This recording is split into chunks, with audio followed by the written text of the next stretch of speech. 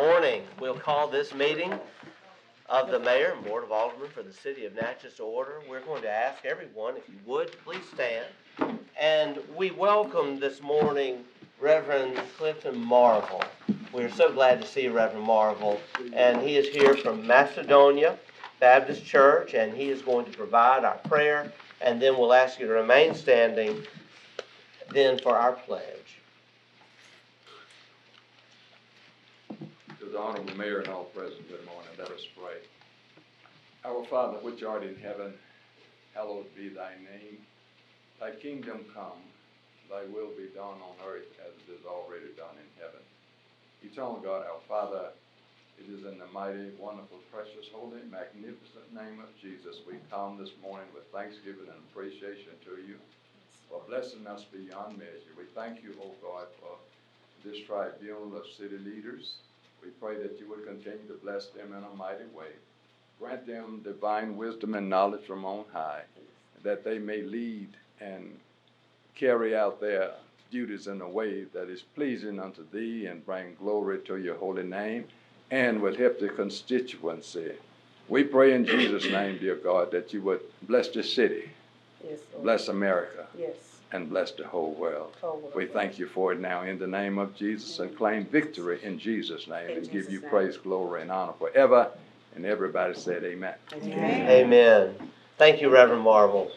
Please join as we pledge. Say together, I pledge to the flag. I pledge allegiance to the flag of the United States of America and to the republic for which it stands, one nation, under God, indivisible, with liberty and justice for all. Thank you. You may be seated. We'll ask the clerk to administer the roll call. Yes, sir. Alderman Hall? Here. Alderman Frazier? Here. Alderwoman Smith? Here. Alderwoman Irving? Here. Alderman Davis? Alderman Davis? Give him a second. He's delayed. Here. He's delayed. The internet's... Alderman Dillard? Here. Give a comment, Mr. President. Thank you. Thank you, Madam Clerk. At this time, we are going to ask forgiveness as we have a little shuffle in our agenda this morning. We're going to invite an attorney representing Butler Snow, Tommy Carden from Jackson, to discuss a proposal for redistricting. And since Mr. Carden is on our dime, we want to make good use of his time. And I'm a poet, and that y'all didn't know it. Well, Mr. Mayor, Board of Aldermen, it's my dime today. So I'm glad to be here and to be part of, and to be back in the city of Natchez. I'm always amazed over the years when I've visited here. I mean, your city is just dripping with history. And it's always a pleasure to come and visit, and I appreciate the opportunity to be here with you this morning. I want to share with you just a little bit about our law firm and myself before I start talking about redistricting. I won't take very long. I'll try to hit the high points for you, and I'll be happy to answer any questions that any one of you may have. Our law firm is Butler Snow, and we have offices. Well, it seems like we have offices all over the place now, but we're in Mississippi. We're a firm that started in Mississippi in 1954. We have offices in Jackson, Oxford, and on the coast in Gulfport. And we do just about anything under the sun when it comes to practicing law and the different topics that we cover. We're probably in 9 or 10 other states, and we have an office in London, actually, so we're worldwide now. But the work that I do is primarily in the redistricting area and working with local governments. Along those lines, we have had the privilege of working with the city of Natchez. I looked back, and it's been since 1984. We have worked with the city off and on over the years, primarily in the public finance area. Working with you on a variety of projects. We did the convention center, did the federal courthouse here, and we just, I think we've worked with you during every decade in terms of those opportunities. And so we have a long history with you. in terms of working with you along those lines. And Mississippi, we've probably got, overall, we've 350 plus lawyers all across our footprint. In Mississippi alone, probably somewhere around 120 plus on any given day. You know how that goes. And but I've been here for the long haul. I've been at Butler Snow since 1998. I was with a predecessor firm prior to that time, Crossway, Turney, Noble, and Elaine.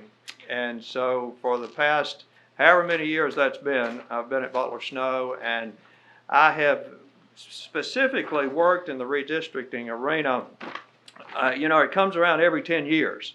And so I've been involved in every cycle of redistricting really since the 90s, but primarily since 2000. And a good bit of my work has been both at the state level as well as the local level. I've had the privilege of representing the Mississippi legislature since 2000 in statewide legislative redistricting and congressional redistricting. I worked with the legislature in 2000, worked with them in 2011. 2011, they couldn't agree. That probably will surprise some of you.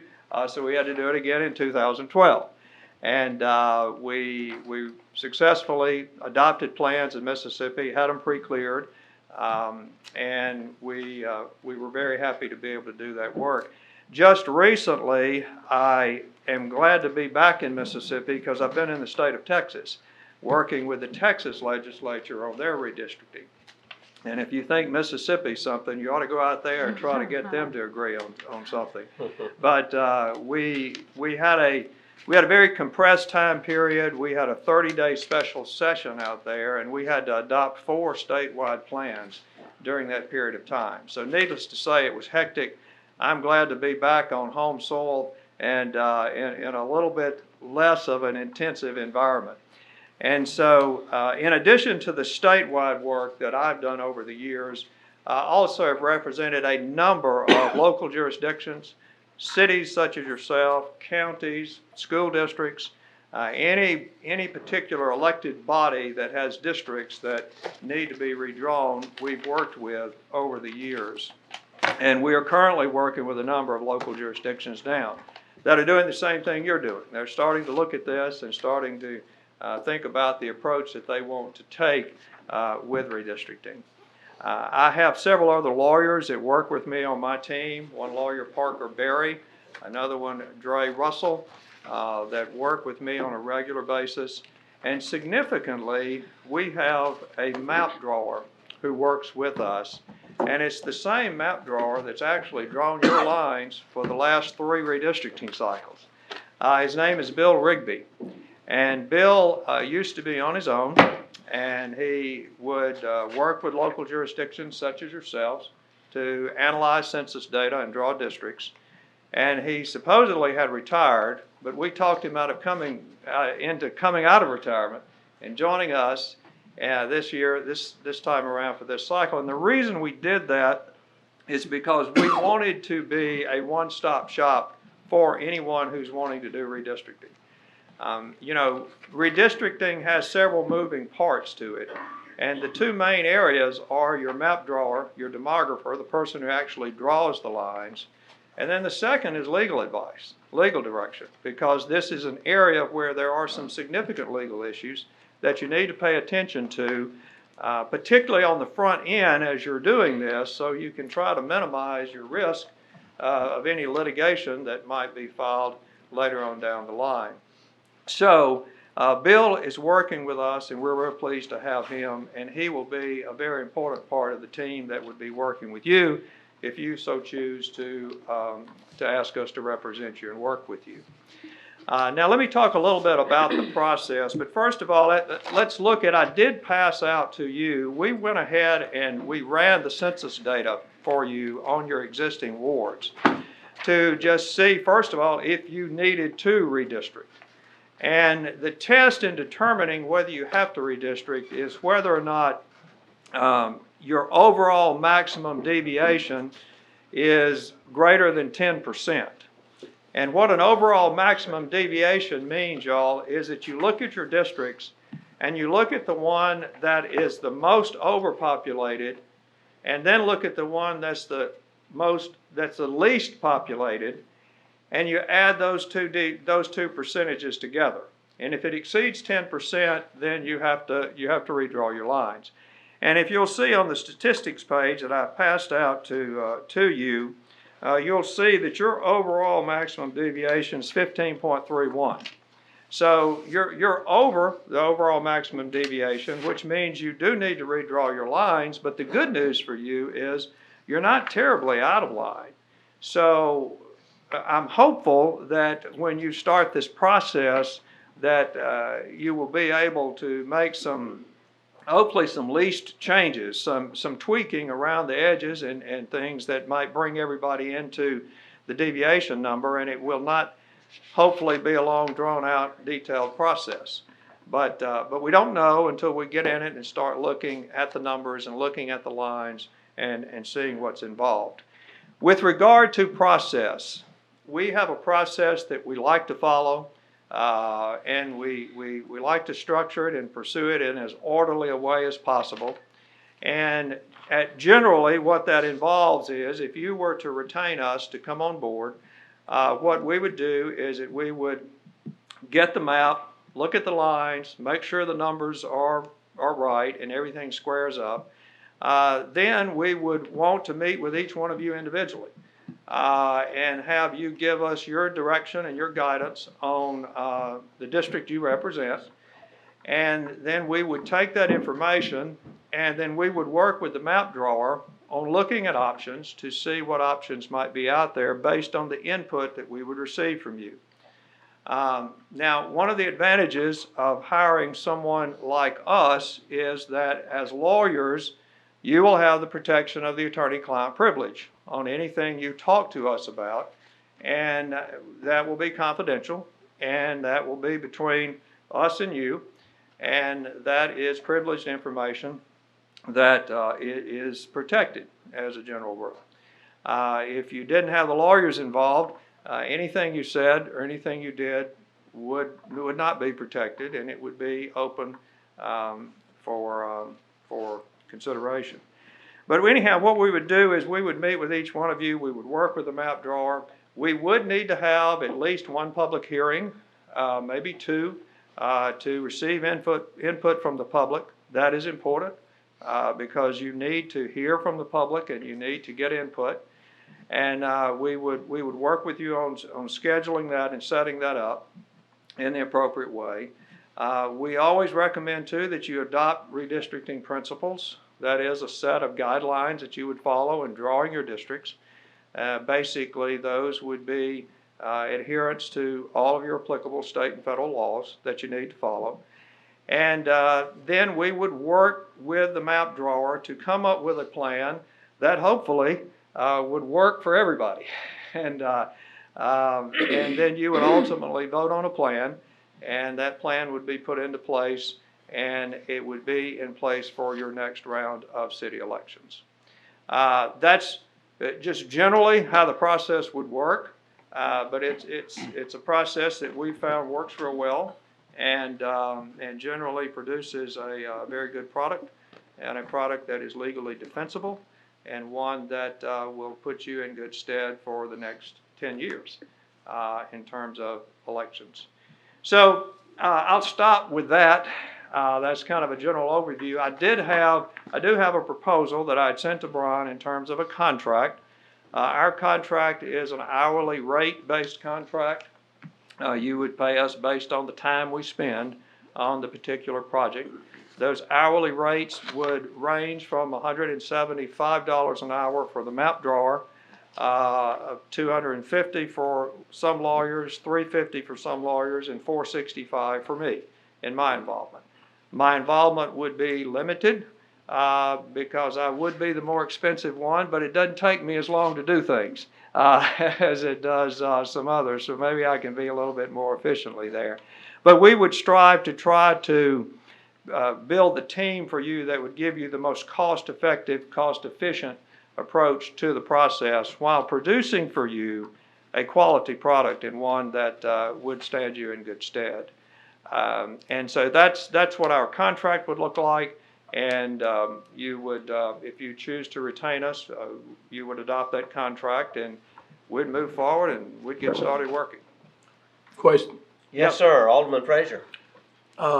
Once we if we decide to do this, once we do this, this plan is gonna have to go to the federal government for approval. Mr. Frazier, that's a very good question, because no, sir, it does not. That's a big change in the law. That's called preclearance. And historically, yes, sir, we had to get preclearance from the Justice Department or the District Court in District of Columbia. But there was a case that came down, Shelby County against Holder, a few years ago, that basically struck down Section 5. I say Section 5 still exists, okay, but it struck down Section 4 of the Voting Rights Act, which rendered Section 5 inoperative, which means that there's no longer preclearance required right now. And the main thing you have to pay attention to now under the Voting Rights Act is Section 2 of the Voting Rights Act, to make sure that you're complying with that along the way. Now, let me add just one real quick point about that. And some of you may have seen in the news the John R. Lewis Voting Rights Act. Yes, I was gonna get to some of that. Yes, sir. That act, if that act was adopted, then we would likely see preclearance come back into play. And as I understand, of course, the House passed that. It's gotten over to the Senate side, and it's gotten held up on the Senate. And so I don't know whether that will ultimately pass or not. But if it does, we would be subjected to preclearance, and of course, it depends on what effective date that would be. Yeah, like I said, that is my biggest concern, because the way things are going now, that the Voting Rights Act and a lot of this stuff is being coming back to the court system, and it's being overturned, and a lot of stuff concerned. Did y'all did you do it? This is my second term in office. Did you do this for the city last time? Yes, sir. Mr. Bill Rigby, the demographer who works with us now, he did it for you all. Okay. And you stated that each ward that you would get with us individually and sit down and talk to us? Yes, sir. Yes, sir. I'll sit down with you, and you will show me your ward lines, and you'll talk to me and tell me what you think about those ward lines. And then what I will do, or my colleagues, one of us, whoever we will take that information that we receive from each one of you individually, and we'll try to collectively work on a map that hopefully satisfies each one of you as much as we possibly can. Because obviously you've got to get, you all have to vote on it, and you have to adopt it. But that's our goal. Our goal is to try to get as much of input from you and try to incorporate that as best we can, along with input from the public that you'll glean from your public hearings, to try to get you a map that works for all of you. And they said we're gonna have a public hearing too. Yes, sir. We'll have at least one. We typically recommend having one before you draw the plan, and then after if you have a draft plan that you want, that you feel like, well, we may want this plan to be the plan, then it's not a bad idea to have a public hearing and present that, and let the public see that and receive any input on that, and then go from there. Public hearings are discretionary. You can do as many or as little as you want. But we think public hearings are a good idea, and we recommend those because under Section 5 of the Voting Rights Act, they were required. But since Section 5 is on the back burner now, they're not legally required, but we recommend that you do them. I agree with you. Everybody in the community should have input Yes, on what's going on in their ward. I would like to say this to you. Like I say, this is my second term, and I know that y'all been around, and I find that y'all to be a reputable company. But I will say this to you: if I have any question, whatever I need, I'm going to give it to you. Okay, so thank you very much. Thank you, sir, and I appreciate that, and I'll welcome that by all means. Thank you, Alderman. Mr. Cardin, thank you for your presentation. Any other discussion today? Any other discussion? I will say this, if we could just repeat, the gentleman who has helped the city in the past, he is a part of your team, as I understand it. Yes, sir, Mayor, he is. Yes, all right. And obviously, there aren't many firms with this expertise. And so we really do applaud the record that Butler Snow has in this area, and you, Mr. Carden.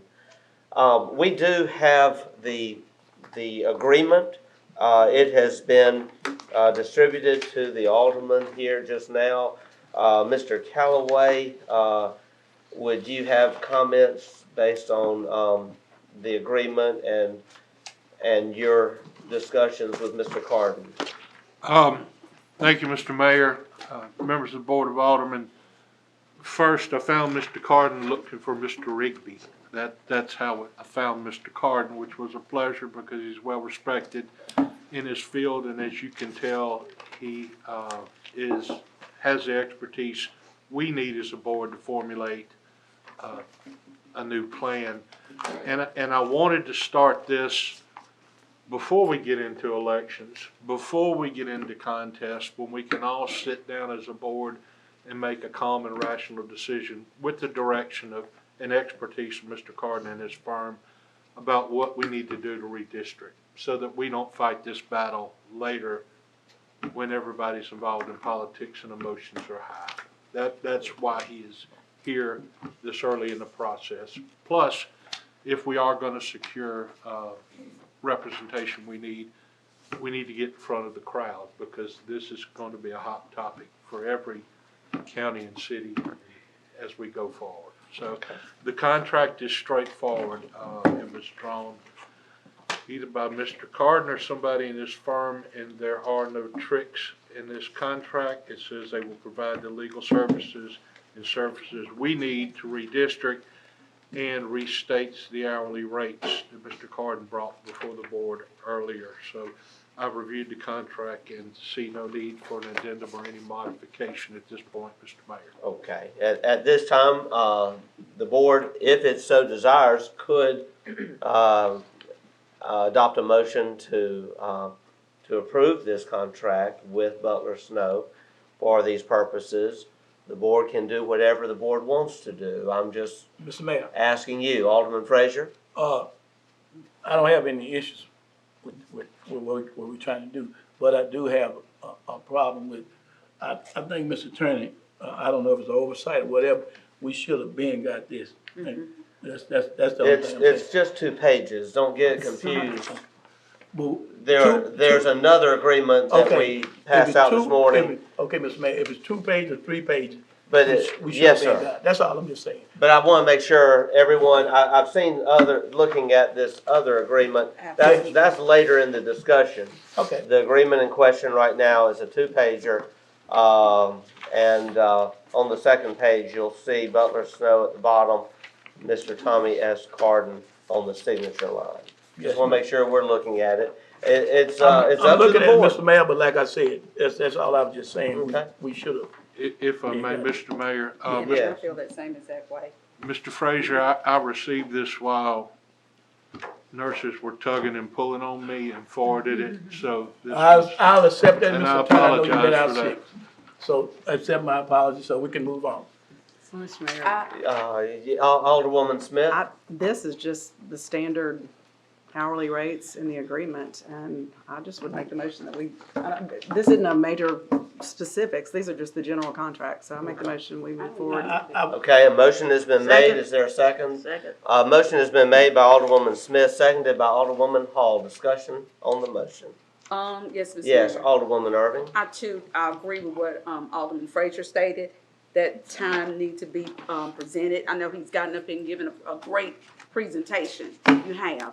But when you have, and I am looking at this, when you have this, because I don't have that.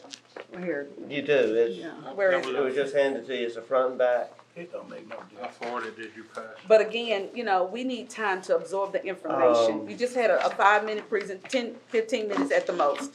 You need time to absorb the presentation. And so to give us the opportunity, this is a lot of information you just presented.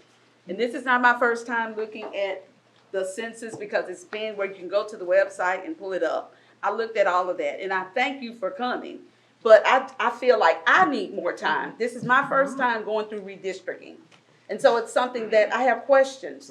And I feel like you're here today. But then there are other things that I need to, because I did have some information written down. I don't have it today because I wasn't aware that you would be here this morning either. Not unless it was oversight on the agenda. It's been on the agenda. been on the agenda? Discussion on redistricting. Because I do have that proposal. information, but that's the concern that I have. I want to read it and get clarity and before I make a decision. Thank you, Alderwoman. Further Thank you. discussion?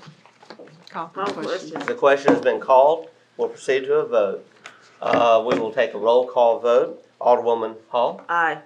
Alderman Frazier. Alderwoman Smith. Aye. Alderwoman Irving. Nay. Alderman Davis.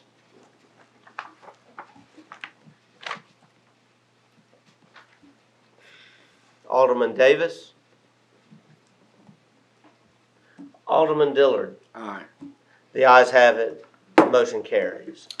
Mr. Mr. Mayor, members Carden. of the board, thank you, and I look forward to working together with you, and we'll be back in touch. Thank you. We Thank you. will look forward to working with you and your firm. Thank you, sir. Appreciate that. Thank you. Would we check the connection? Mr. Davis should be on the line. We are having some internet issues. I'm going to take this moment to ask that there be an emergency meeting held tomorrow by Edmund Peralt and Dustin. Richard, if you would assist in that, we have got to solve internet issues here at City Hall and also here at the City Council chamber. May we suggest he calls in? Can we text him? Yes, 'Cause the we, phone please might be an text issue. him, make sure he calls in. He was unable to be here in person, but it was his intention to participate by phone. So, Dustin, if you'll try to get him online. And I do want to report, as soon as you've had a chance to meet tomorrow to discuss the internet issues. We've had these issues for some time, and it's time to get them fixed. We will now return to our regular agenda. Ms. Betty Jo Harris. We're at the point, welcome visitors. Each visitor is given 5 minutes for their presentation. And so, Ms. Harris, we're glad to see you. I'm happy to be here today. I am the history instructor at Copenhagen Lincoln Community College, and I wear the double hat of being coordinator for the Natchez Literary and Cinema Celebration. I am passing out a working agenda for our celebration, and behind that document is a list of our confirmed speakers for the 33rd NLCC. I am here today to tell you that we will be back on ground with possibly a streaming capacity for those who can't be here. I have scholars coming in from Los Angeles, Georgetown University, Vanderbilt, Smith College. I have some HarperCollins and Random House and Hachette published authors coming into the city for this weekend.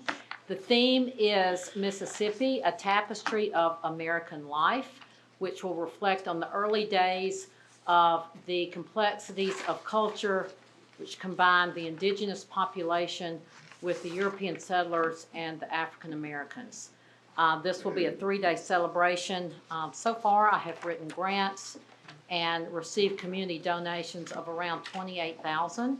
I wish that was enough to put this conference on, but sadly, it's going to be about $45,000, possibly more, because I'm paying for travel arrangements, accommodations, rental cars, and all that entails.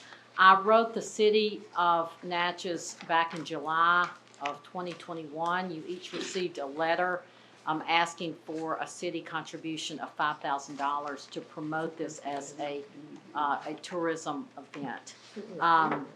Included in this, we will have a Pulitzer Prize winner from Rice University who will speak on the first enslaved person to receive an award for being held in captivity at Brandon Hall Plantation on the Trace. The evening will be rounded out with the event ending Saturday evening with the Brigadier General from West Point, who has written a book called Robert E. Lee and Me, A Southerner's Reckoning with the Lost Cause, which he will talk about where we've come with this mixture of population, which is really a microcosm of America. We are reflecting what is seen in America today. So I'm coming to answer any questions and to ask for you to please support the NLCC with your contribution. Any questions? Thank you. Ms. Harris, first of all, we applaud you on all the work you're putting in. It's going to be a fantastic event. And also, we already have included in our appropriations the regular sponsorship that the city does make every year. I believe that would have automatically been approved when we approved the budget. And so I don't think any action is needed today. We'll just ask you to present an invoice, some letter with invoice to our city clerk, so we'll have a document, and then we'll get the check processed. Wonderful, thank you. All right, thank you very much. Mr. And Mayor, I want to encourage everyone to attend. It's something really great for our community. Alderman Frazier? we appropriated money. She hadn't received any yet? No. The money that we have? We wait until it's requested. Oh, okay. Yes, sir. Okay. All right. Thank you. Thank you so much. The next item we have is Mr. Burt Hughes. He's not here yet. Here, we'll wait for him to arrive. He will be here shortly. I see Mr. Greg West. And Mr. West, it's a pleasure. We're going to recognize you at this time.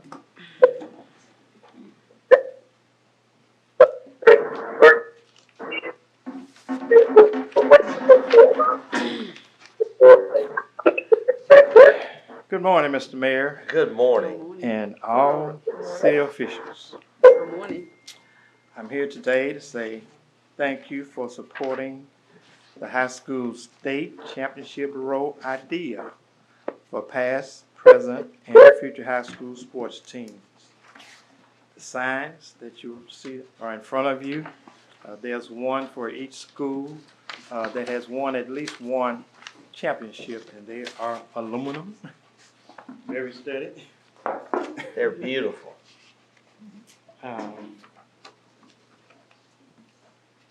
Initial support. The Board of Supervisors first agreed to provide a location, and you have pictures of the location that they have suggested by the safe room at the end of the parking lot between the safe room and the baseball field. The first picture kind of gives you a picture of the parking lot itself, and then the other pictures is that 3 or 4 foot space that's in between the fence and the parking lot where the road will go.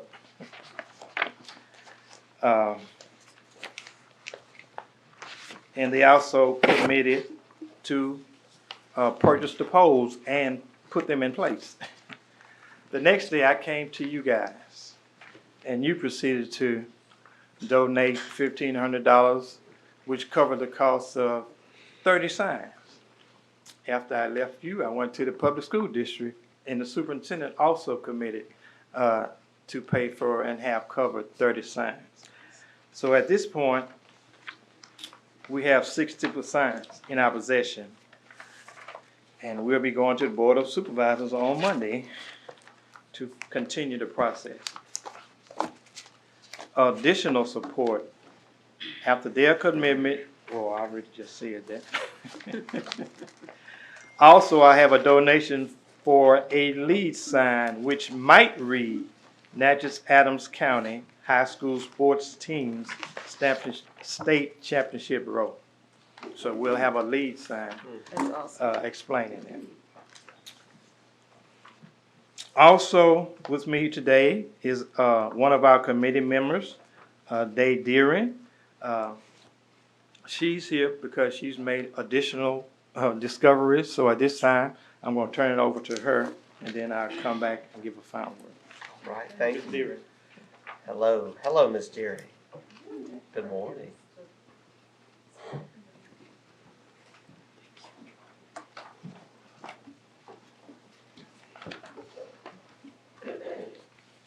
Good morning, Mr. Mayor, Good morning. Board of Aldermen. Thank Good y'all for morning. having Greg and I this morning. As Greg said, well, first, let me give you a little background. So I'm on the committee, and I've given you information. Each one of you should have the information that I handed out. If you don't, let me know. On the committee, my assignment was to gather the information for 3 schools, Natchez High School, Natchez Adams High School, and South Natchez Adams High School. So in doing that, I had discovered after Greg came to y'all to ask for the initial amount of funding, I discovered some other championships. So that's why I'm here today, is to ask you if you would further fund these additional signs. So the first handout I gave you is all 3 of those schools and all of the signs, including the new ones. The new ones have an asterisk beside them. That's the first page. And then the second page is those 6 new signs. And then the third page is the quote from the sign company that Greg used in Jackson called Signs First. That's the quote for 6 new signs. If you divide that by 3, from 3 different funding sources, it would be $130 from the city, and $130 from the county, and $130 from the school district. So that is my request. All right. Mr. Mayor, I make the motion we proceed with that Second. small amount. A motion has been made by Alderwoman Smallest we probably Smith. have ever gotten. The motion has been seconded by Alderwoman Irving. Any discussion on the motion? We'll call for the question. I got a question. Yes, sir? Yes, sir. You found another championship? That's what these are. Could you tell me who it is? Sure. Who? Another championship? Yes, you say. Okay, well, that's on, It's on your Did you paper see here this? with See? the asterisks. See the list? It's got 6 signs and it's got an asterisk beside each sign? I mean, yeah, beside each. Is it South Natchez or who? These are South, well, the first 3 are Natchez Adams High School, and then the second 3 are South Natchez Adams High School. All right. Yes, sir. Greg, did you find anything for my alma mater? Those are the Sadie B. Thompson on it. I guess. I don't have Sadie B. Thompson. I just gave you this, the first list is the schools that I No, was I- responsible for. We already had 60. Yeah. I mean, we just already had. explaining. The first I know, list that has the number. long list are were the 3 schools that I was Okay, responsible okay. for collecting the We information. have a motion now that has been properly, the question's been called. We'll proceed to a vote. A roll call vote will suffice. I'm sorry, just a voice vote. All in favor of the motion indicate by saying aye. Aye. All opposed, nay. The ayes have it, motion carries. Thank y'all thank so you, Ms. much. We're Deary. really excited, and I think everybody's gonna be, once they get up and they can go and see them, and it's a great thing for We're our very community. excited. It is. Uh, We should be proud, very Mr. proud. West, we'll let you provide your summation. Finally, Walt Brown Cathedral's committee representatives have located at least 17 more championships. Oh, wow. And they've won one this year again in cross country. But they're gonna cover the cost of those signs. Oh, that's wonderful. So we're looking at least 80, well, up to 80 of these signs, and we're still getting more, Mr. Frazier, so, some more may be located. Talk to Mr. To bring Thompson. back memories for a lifetime. Thanks again for your support, and I look forward to some type of ceremony to celebrate these accomplishments. That's great. Any I questions? really appreciate what you've done. Mr. West, I do have a question. I noticed in the pictures that some of the fencing in that area is not in good repair.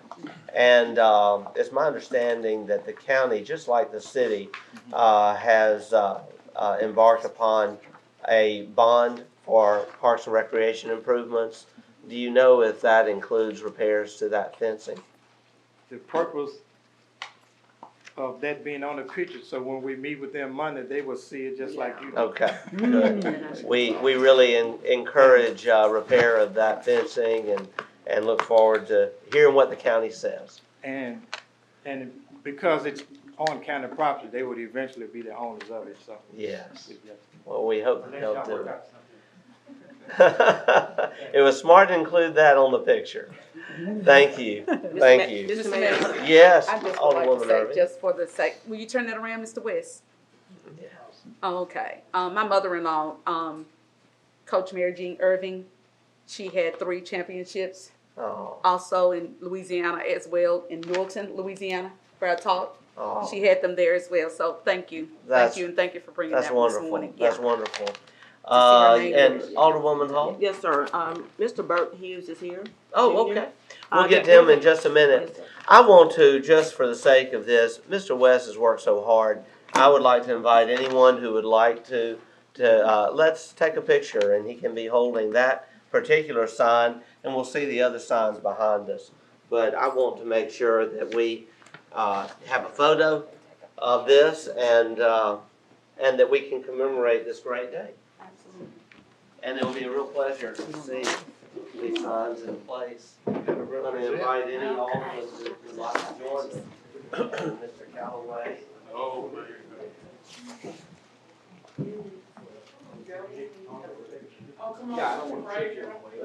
I ain't gonna help hold it too now. Let's take care of you. Yeah, I gotta say it. You put a lot of work in, and we appreciate it. You wanna do the end first? Go ahead, you Look got right one over here. here real quick. Great, thank you. All right. Got it? All right, that's right here.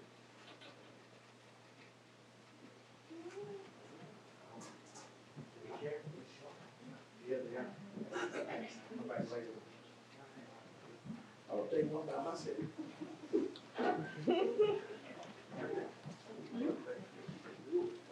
Every day.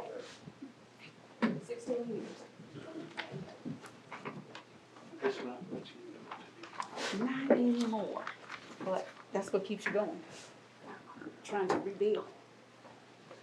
Okay, folks, I think there's going to be another picture in our future, but not here. It's going to have to be at Jack Waite Park. We need to take one today with Mr. Hughes. We'll take one Yes. today, but we've got to have a picture taken at the park itself. This is amazing. I'm going to recognize you, Alderwoman Hall, to Thank you, Mr. Mayor. introduce this. I would like to introduce Mr. Burt Hughes. On the agenda, it should be B-E-R-T, not B-U-R-T, Hughes Jr. Mr. Hughes initiated this project at Jack Waite Park. I'm going to let him share about himself and this class. The project, they painted the park Saturday. It's beautiful. And we have some pictures that we'd like to show, some before and after pictures of his class. I'm grateful to Mrs. Starks and her class. There are 14 members of that class that came Saturday to paint the park. Mr. Hughes' mother is here, Mrs. Tamla Hughes. He's the son of Lieutenant Colonel Albert Hughes Sr. and the grandson of Reverend John and Ethel Scott Jr. and the grandson of Sophronia and Albert Hughes, and my great nephew. Wow. Come up, Mr. Hughes, and come to the podium. Share a little bit about yourself, the purpose of the project, and what your plans are post high school. He's he's also a senior at Natchez High. This is his first year. They are a military family. He is Mr. National Honor Society at Natchez High School. He also received the Defensive Player of the Week. He is an outside linebacker on Natchez High School football team.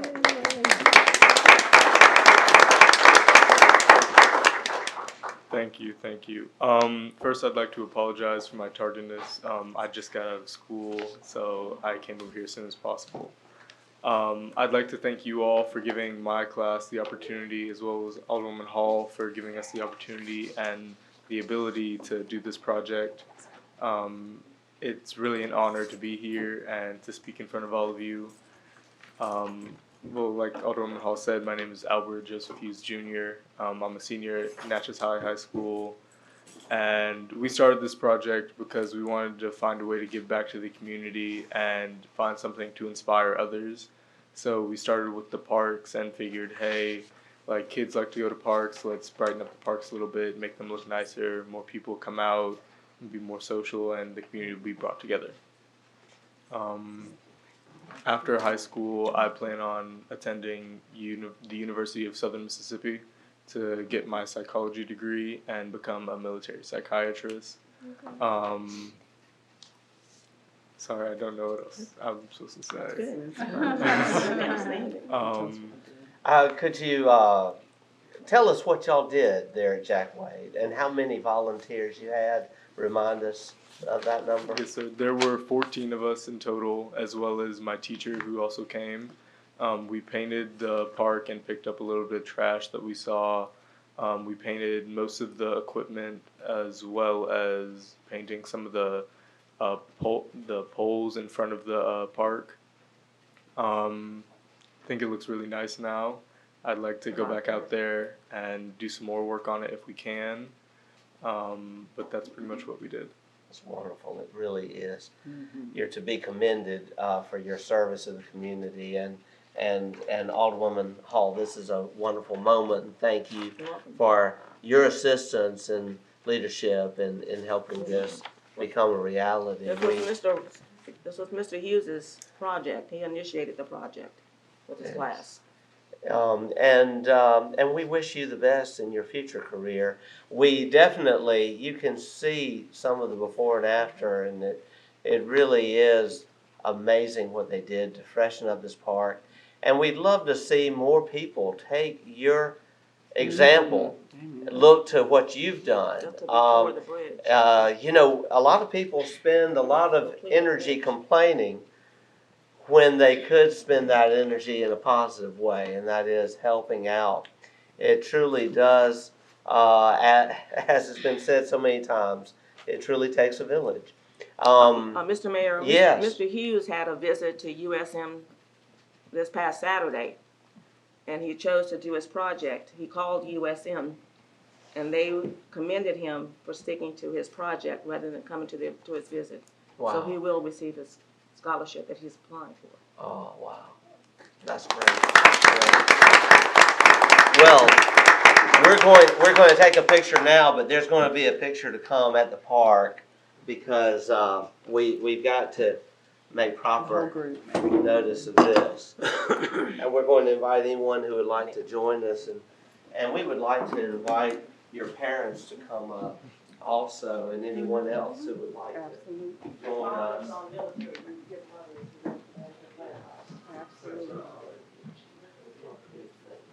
Congratulations.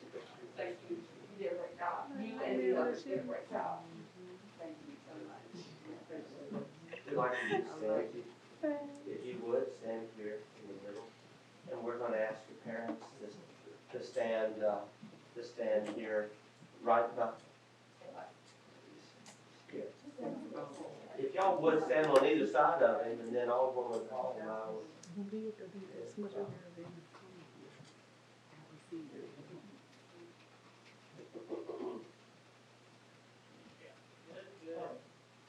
Right here, thank you. Good job. Thanks. We have another.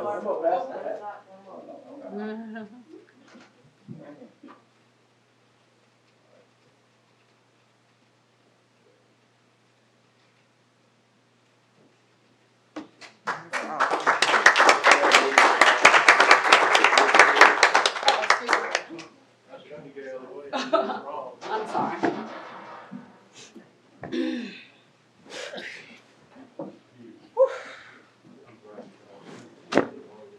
Okay.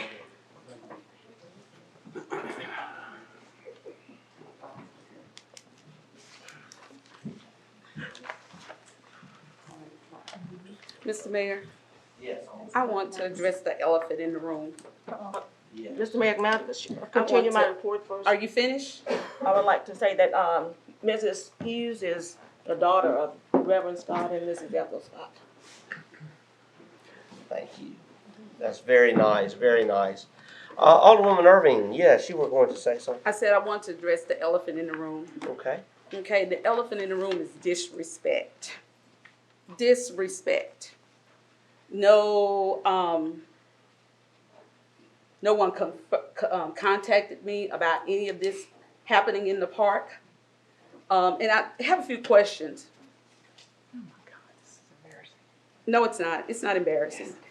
I just want to know, do you support having a project that occur without the alderperson of the ward being informed, Mr. Mayor? It was on the agenda. We had already approved this. Mr. Mayor, It was on a prior agenda. let me finish. I'm about to rule you out of order as being argumentative. I'm not being argumentative. This is argumentative. This is not. It is. This And is if not. and if you'd like to have this discussion offline, that'd be fine. I don't want to have it offline Mayor, because But- it happens over and over again. I'm sorry. Ms. Cole, It happens over Mayor, and over again. Mr. Mayor. It's just disrespect that you have Mr. for Mayor, a person, as an alderperson. There's not one other alderperson that have an event in their ward and they know absolutely nothing about it. Okay. Every Ms. Cole, alderperson It was I on, can it was on identify. our prior agenda. And But we are again, going Mr. to Mayor, continue. anything that happens in Ward 4 should come. It's out of respect. Okay. It's out of respect. Mr. Mayor, Cole would like to Mr. Mayor, I'm sorry, Alderwoman Hall has been asking to be recognized. She been Ms. recognized, Cole would Mr. like to Mayor. speak. She been Alderwoman Hall already has the recognized, floor. Mr. Mayor. Mr. I have Mayor, my It is hand. so inappropriate. Alderwoman No. Hall has It the doesn't. floor. Ms. Cole would like to speak, Mr. Mayor. We can Alderwoman- address that. Yes. Mr. Mayor, you can let Ms. Cole- I'm Ms. Cole- sorry. I'm Ms. sorry. Cole, Ms. Cole, you can Continue come up. this. This is embarrassing. Exactly. It's out of Mr. Mayor, place. Ms. Cole, come on up, speak. It's not out of place. And I Mr. Mayor. apologize. Me too. On behalf of the city and the Board of Aldermen, I apologize to you, Mr. Hughes. We will continue with our agenda. The next item, Mr. James Johnston, Community Development. Mr. Johnston, you are recognized. I laid my report at your respective desks earlier today, and I will try to be brief. Approval of reimbursement number 26, our Tiger Grant. Staff is requesting a motion to approve reimbursement number 26 to the Natchez Railroad, as stated below, and to allow the mayor to sign the request for advance or reimbursement. Federal funds, $123,427.88. The railroad, $41,142.54. Total request, $164,570.14. What is the pleasure of the board? I have a motion made by Alderwoman Hall, second. Second. Seconded by Alderwoman Irving. Discussion on the motion? We will proceed to a vote. All in favor of the motion indicate by saying aye. Aye. All opposed, nay. The ayes have it. Motion carries. 2022 Special Needs Assistance Program. Staff is again working with member institutions Concordia Bank and Home Bank on the expected 2022 SNAP program. The applications due in early January. As in past years, staff is requesting the mayor and board to waive all applicable building permit fees for this program. What is the pleasure of the board? So moved. Second. Motion made by Alderwoman Smith, seconded by Alderwoman Irving. Discussion? Hearing none, we'll move to a vote. All in favor of the motion indicate by saying aye. Aye. All opposed, nay. The ayes have it. Motion carries. Mr. Johnson. As an FYI, the 2021 Assistance to Firefighters Grant Program, DHS, Department of Human Services, announced this program yesterday. Working with the fire chief right now to develop a possible project, more at the next board meeting. All right. Mr. Johnson, thank you so much. Thank you. We will move to the next item. Mr. Ricardo Gianni, our planning department.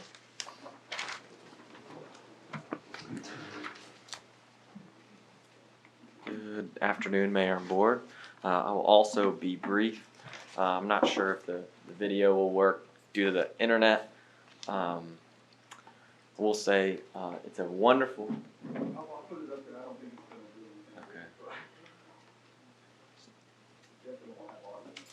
So this is a video that Dustin put together, and it's a really great video to emphasize the need for environmental consciousness. That we have one Earth. We have a growing population. People are consuming more, recycling less, throwing away more, depositing trash in our landfills, And we are so blessed in Natchez that we have a recycling program here. However, it's becoming underutilized. I'll state that we have two different 65-gallon carts. One for waste that gets picked up twice a week, and then one for recycling that picks up once a week. I've seen it myself. People are using the recycling cart as an extra trash can. I think two times a week for trash is more than enough. I will die on the hill and say we could have once a week trash pickup. A controversial statement, but because when you recycle, you produce less trash. But I've seen it myself that people utilize their recycling cart for a second trash can. The trash collector, to be a good cooperative with the city of Natchez, will go ahead and collect that and throw it away once they see all the contaminants in there. And then other people maybe on the same street that see this, they're saying, oh, well, Natchez doesn't recycle anymore because I just saw the recycling cart go into the trash truck. But anyways, if you could pull up my PowerPoint that I could just shoot so I can stay a little bit on topic and get through it. But thank you, Dustin, once again for putting that video together. That video is on the Miss Lou Recycles homepage on Facebook, so I would recommend you guys all follow Miss Lou Recycles on Facebook. It's a page that I manage kind of on my spare time. And we're grateful to have Tina. Yeah. Yes, and Tina, the city's part-time recycling coordinator, is here. Really, the purpose of my presentation is really to be a part of a grant that we're receiving from the Carton Council to revise our website and kind of get this renewed recycling message out to the community. Yeah, I know, Dustin. Mr. Mayor, Yes. while we're waiting, you want to say Alderwoman. something? Yes, Alderwoman Smith. Yeah, thank you, Mr. Mayor. I just wanted to say like you said, I want to reiterate how fortunate we are to have this program. And I know once we went to the larger cart, we doubled our tonnage for recycling. So what I'm curious about is how much that's gone down. Has it just started to wane some? It's kind of stayed a little bit average. Okay. But it's important to refresh the citizens' knowledge of what is recyclable and what is not, and then what is considered a contaminant. So I've passed out magnets to all of you, and I have plenty more in the office. So if you want to give them out to constituents. So while they're looking at that, and that is one of the things that the little saying for recycling is when in doubt, throw it out. I mean, that's correct. not something to put in there when you're in doubt. You need to know what you do because you can contaminate a whole bit of tonnage that's gone to the recycling plant. But this was spoken on at MML recently, and other cities are struggling to come up a way. They have a little guy in a truck that's riding around and trying to get recycling up. I mean, we are so fortunate that we have a great program that's been really supported by the community, and we've had this grant that has supported having an educational leader to go out in the community and talk. So I just want to urge everybody to do this. Natchez has set it up to where there is a cost to it, but very minimal. I think $1.77. But what that allows us to do is recycle in good times and bad times, because when the commodity markets change and go down, within recycling it becomes hard to get somebody to take it. So we've set it up in a very smart way. I'm very proud of the city of Natchez for this. So I just hope everybody will do their best to recycle, and it's very exciting for kids to see their parents learn to recycle and to be active with it. I think it means a lot to the kids to see that we care about the earth that they're going to be left with. Right. And also, as part of this grant, I've revised the recycling page on the City of Natchez website, so it's less confusing, more pictures, easy to read. Okay, great. So just real quick, plastic, what we recycle in Natchez, plastics number 1 and 2. The number refers to the type of plastic and is usually found on the bottom of the respective plastic bottle. Milk jugs, water bottles, soda bottles, detergent bottles. Aluminum and steel cans. I cry every time someone throws an aluminum can in the trash can, because you can retain the most amount of material when you recycle these metals. Food and beverage cartons as shown, and dry and flat cardboard and mixed paper is also recyclable. Next slide, Dustin. What's not to recycle? Glass, unfortunately, is not recyclable. Those plastics 3 through 7 that are unfortunately not recyclable, oil bottles, sour cream bottles, or yogurt cartons. You do not have to bag your recyclables. They can all go in their single streams. And something that we've been noticing lately that has actually caused some loads to be rejected is medical tubing. From home care or people who have that medical tubing, just throw that away in the trash. May I interrupt 1 second, Yes. please, Mr. Mayor? May I? Yes, Just real Alderman. quickly, I want to say we just recently talked to our waste collector about that. And what they're going to have their guys do on route is let them know where it happens, because it's typically a home health company and they would want to know if an employee is doing this, because that is a huge no-no. So Right. they're going to be on top of it to help us eliminate. Yes, and I've had those same conversations, so I appreciate ADSI to be, ADSI is in with us 100%. Next slide, Justin.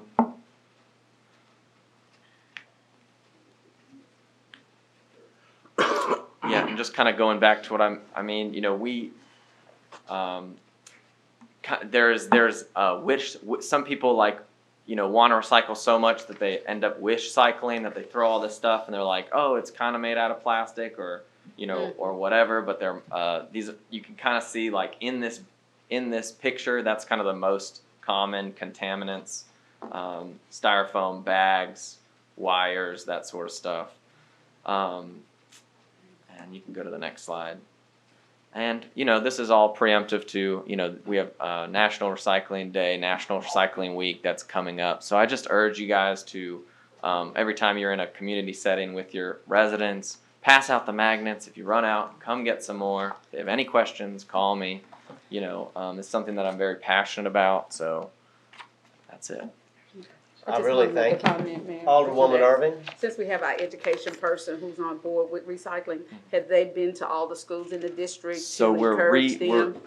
we're revamping that effort because of COVID and all this kind of stuff. It was very hard to pass out things, come to meetings, but now that more people are vaccinated and that sort of stuff, that the doors are opening and that sort of thing. So we are getting back into the schools and revamping, all the schools, public, private, that are in the city limits of Natchez that this is available to. Right. So Thank you. Thank you so much. Thank you. And, Thank you all. Ms. Tina, we appreciate what you do. Thank you so much. And I wish they could have seen the full video. Dustin, you did a great job on that video. It's not the same without the sound and the narration.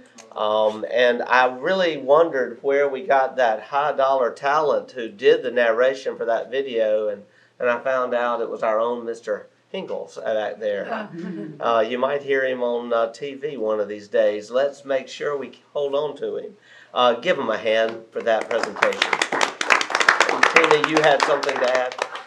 If you'll come to the microphone so that everyone can hear. I should say good afternoon, everybody. The lady up in Jackson with MDEQ, Jennifer Milner, thought that we had hired a professional company to do that, and she was very impressed with the video. So if y'all get a chance, please look at it. And Dustin did a terrific job. I just gave him some information, so we're real proud of it. Right. We need to be boosting that on social media for sure. Absolutely. Thank you so much. Thank you. Mr. Mayor. Yes, I just want Alderwoman to say, Smith. he actually is a professional, and we are very fortunate to have him. You are. I mean, you do a great job. Amen. We're now going to ask Mr. Peralt to come to the podium.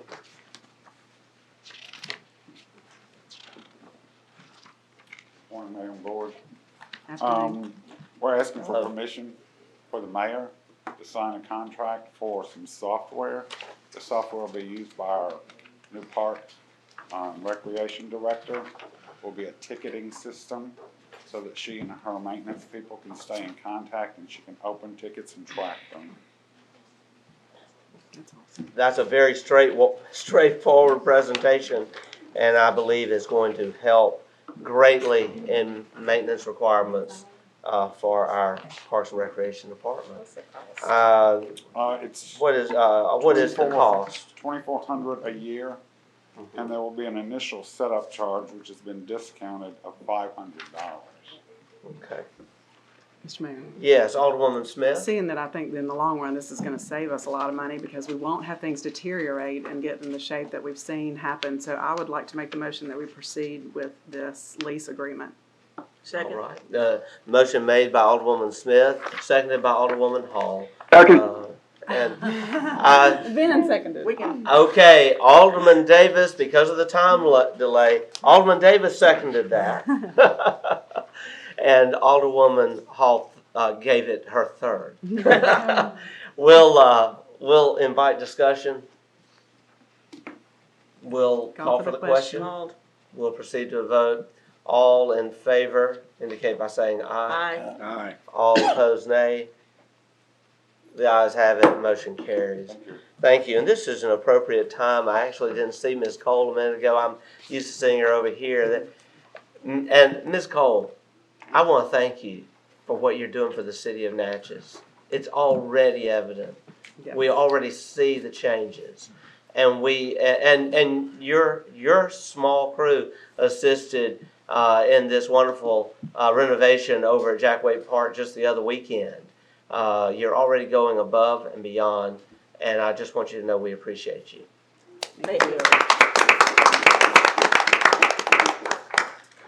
We now have Mr. Justin Dollar.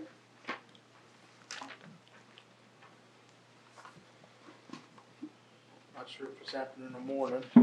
Just turned afternoon. Just turned afternoon. Good afternoon, Mayor and Board. Here before you today, seeking approval by the Mayor and Board of Aldermen to name Sam Mohan as the city's authorized agent and primary point of contact for FEMA and MEMA. What this is in relation to is our projects that we have, ice storm, COVID, those types of reimbursements. But we have to have this, approved and then of course spread on the minutes for those projects that we have ongoing. Thank you. Very, very simple, straightforward item. I will ask for a motion. Moved. Motion made by Alderwoman Irving, Second. seconded by Alderwoman Hall. Any discussion? We'll call for the question. Call. Second. We'll proceed to a vote. All in favor of the motion indicate by saying aye. Aye. All opposed, nay. The ayes have it. Motion carries. Mr. Dollar, I'm going to move my item up in the agenda so that we can just go ahead and discuss this. Under the mayor's report, I had put on here for a discussion for today, discussion of public works staffing needs. We lost another individual week before last. We are now down anywhere 6 to 7 positions. We have been without prisoner help. We used to get 18 prisoners a day, and people are calling, texting. Every morning I'm answering the calls and texts, and it's very frustrating because we want to do more, and we want to do what the city used to do, but we're not able to do that when we're 7 men down, and then 18 men down when you count our prisoners. We have a fraction of the manpower we used to have. We are in a dire situation. I know that we had said we would put off a discussion of raises or anything of that nature until after second quarter, and I still adhere to that for most employees, but in this situation, I believe we have a dire situation. Our Public Works crew members, in spite of the raise that we gave them a few months ago, are still the lowest paid in their profession in our county, in our region.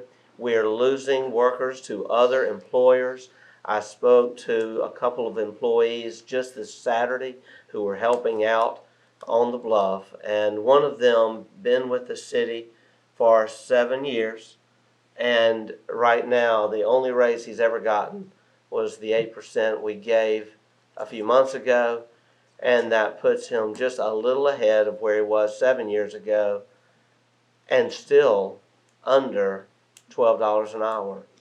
I believe that these individuals are on the front line. I believe they're working in very harsh conditions much of the time. And I believe if we're ever going to keep a crew and be able to deliver services to our citizens, we have to pay crew members what they, well, I don't know that we can even pay them what they're worth, but at least pay, because their worth is really without price. They do so much for us. I applaud Reverend Marvel.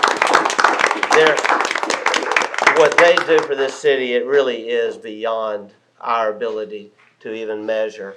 To come out in all hours, day, night, under very poor conditions. Sometimes we call first responders the firefighters and the police officers, but the state of Mississippi needs to change that law to include public works crew members, because sometimes without the public works crew member being there to clear the road, the firefighter, the police officer can't make it to their call. And so I would like to ask you, Mr. Dollar, if you would, I don't know that you've had time, I know we met last week, but if you could, by our next meeting, I know we've met with Mr. Moon, who's right behind you, and Mr. Tony Moon over at the Water Office. Thank you for offering your assistance. I know you're looking at the county, you're looking at other employers in our region. We've got to pay what it takes to keep our commercial drivers, to keep the workers, and to make sure that no one in public works is making less than $12 an hour. And I have done some research on that and started looking, spoke with the county and recently what they just did in their road department. So I have done some, spoken with Mr. Moon after the meeting extensively. So yes, we are looking at some different options, some different things. But again, it's going to require some money to get us to that point. Well, we have between now and the next meeting to figure this out. Okay. And I want to challenge everyone to have an open mind, to look at how we can do this. And Mr. Dollar, you'll be bringing a proposal. I'm going to recognize Alderwoman Irving. Okay. Mr. Mayor, I want to begin by saying that this was not the first raise that our Public Works Department had received, the 8%. We've actually had 2 increase in 1 year, initially. Because we had grass cutters making $8.30 an hour. Now they're making $11 an hour. I mean, we didn't have anyone. This so particular employee told me this was the only raise he had received in 7 years. That's why I'm making that error. That's why I'm making the correction, because the board agreed to give the increase. And so we've given 2, and that would be the 3rd. Okay. And the other thing, I wholeheartedly agree that they are underpaid, that they do need to. And thank you, Mr. Dollar and Mr. Moon and everyone who's looking into the increase, what the increase should be. So just want to say thank you for that. We had that discussion a month ago. Actually, Mr. Frazier brought that to our attention. We need to look at, bringing it up to the county, if all possible, based on our finances. So I just want to say thank you. Thank all of them for all that they do too for the city of Natchez. Thank you. Alderman Frazier? Yes, as I earlier, I think last month sometime, and I stated to you about the rate, that is the only way the city gonna make it. We're gonna have to up our people's salary. Now, it's not just public works. From what I heard, the county have the same problem too. They're getting short of people too. It's all about, and I just want to let the public know, it's all about the way we treat our people and how we pay our people and the service that we're providing. And I know that our citizens are getting frustrated. They're getting frustrated with public work. But what they fail to realize, we don't have the peoples and we don't have the money. COVID done changed everything. It done changed everything in the way we do things. We are pleading for personnel right now. The mayor, he stated right now, we're understaffed. Yes. But we're trying to wait and see what the government gonna do and see can we get some relief somewhere and trying to pay our people. Our peoples are underpaid. So when you call complaining about a tree limb, something down or this, and I hate to say it, they say, don't say it, we don't have the personnel. On the other hand, we don't have the money to retain our people. So we're in a dilemma now, and this board is working vigorously, trying to fulfill these slots and trying to pay these people the money to get back on track. This is something that took place, not just with this board involved, but this is something that has been happening, been going on before we got in office. We neglected our public works department. So now we're trying to straighten this mess out. Thank you, Mr. Mayor. Thank you. Thank you, Alderman Frazier. Thank you, and I will have a proposal. Thank for the you. next meeting. Thank you, Mr. Dollar. Thank you. We're going to move on. Our city official reports, Alderwoman Hall. Yes, sir. I would, first of all, I'd like to again thank Ms. Starks from Natchez High School, Mr. Burt Hughes and Jr. and their college and career readiness class for initiating a community project. And for the record, this entire board was notified that they would be going to Jackway Park, and Ms. Irving was also notified. That's not true. So, That's not I would true. also like to thank Stein, Home Hardware, and Walmart for donating the paint to the city recreation department. I've been in communication with some of my constituents in Ward 1 in different sections and with law enforcement on some safety issues. And there will be more communication on this as well. So we're dealing with some serious safety issues. But I'll have more communication about this later because we have a follow-up meeting on this. Thank you so much. you. Thank you. And yes, we are aware that we have issues with safety in our community, and we have had many meetings, quite a number of meetings over the last several weeks with various individuals in our community to address safety. I want to applaud our chief. Chief Daughtry, thank you for your leadership. You've been out there on front, meeting with anyone that needs to meet with us. And we are looking at what we can do to make things better in a number of areas. I also want to say, Alderwoman Hall, I would like to have a special photo op at that park, and I would like to invite those sponsors to be there as well, to be recognized for their donation of paint and materials. That's a really great thing that was done. And so I'll look to you to set that up, coordinate on the calendar, and our office can invite every alderperson to attend, and we want to make a special presentation. And I know Ms. Cole will be happy to help you with that also, because it certainly has benefited one of our parks. I can't wait to see that happen at all of our parks. And I thank you for your leadership as the chairwoman of our Parks and Recreation Department. We will now move to Alderman Frazier. Yes. First and foremost, I would like to Mr. Hughes, I know they're not here, but I would like to apologize. It wasn't so much about what he did. I appreciate what the young man and his class did. I think that was a very honorable thing in what they're doing for the community. But let me say this, we all have, on this board of Aldermen, we all elected officials. Absolutely. We all have certain assignments that we are assigned to. And we all, just from what is happening now, I don't know if it's a lack of communication That is what it or is. what, but as a board, we should be together. But as it stands now, there's a lot of division on this board. And if you're assigned to a ward, if something happened in your ward, the alderman of that ward should be notified. Absolutely. Nothing should take place without being notified what's going on in your ward. I don't mind anybody helping me in my ward. If you're gonna help me, fine. But just communicate with me and let me know what's going on. And there won't be any problem. But as it said, I still want to apologize to the young man because we need more young people like them to get involved in the community.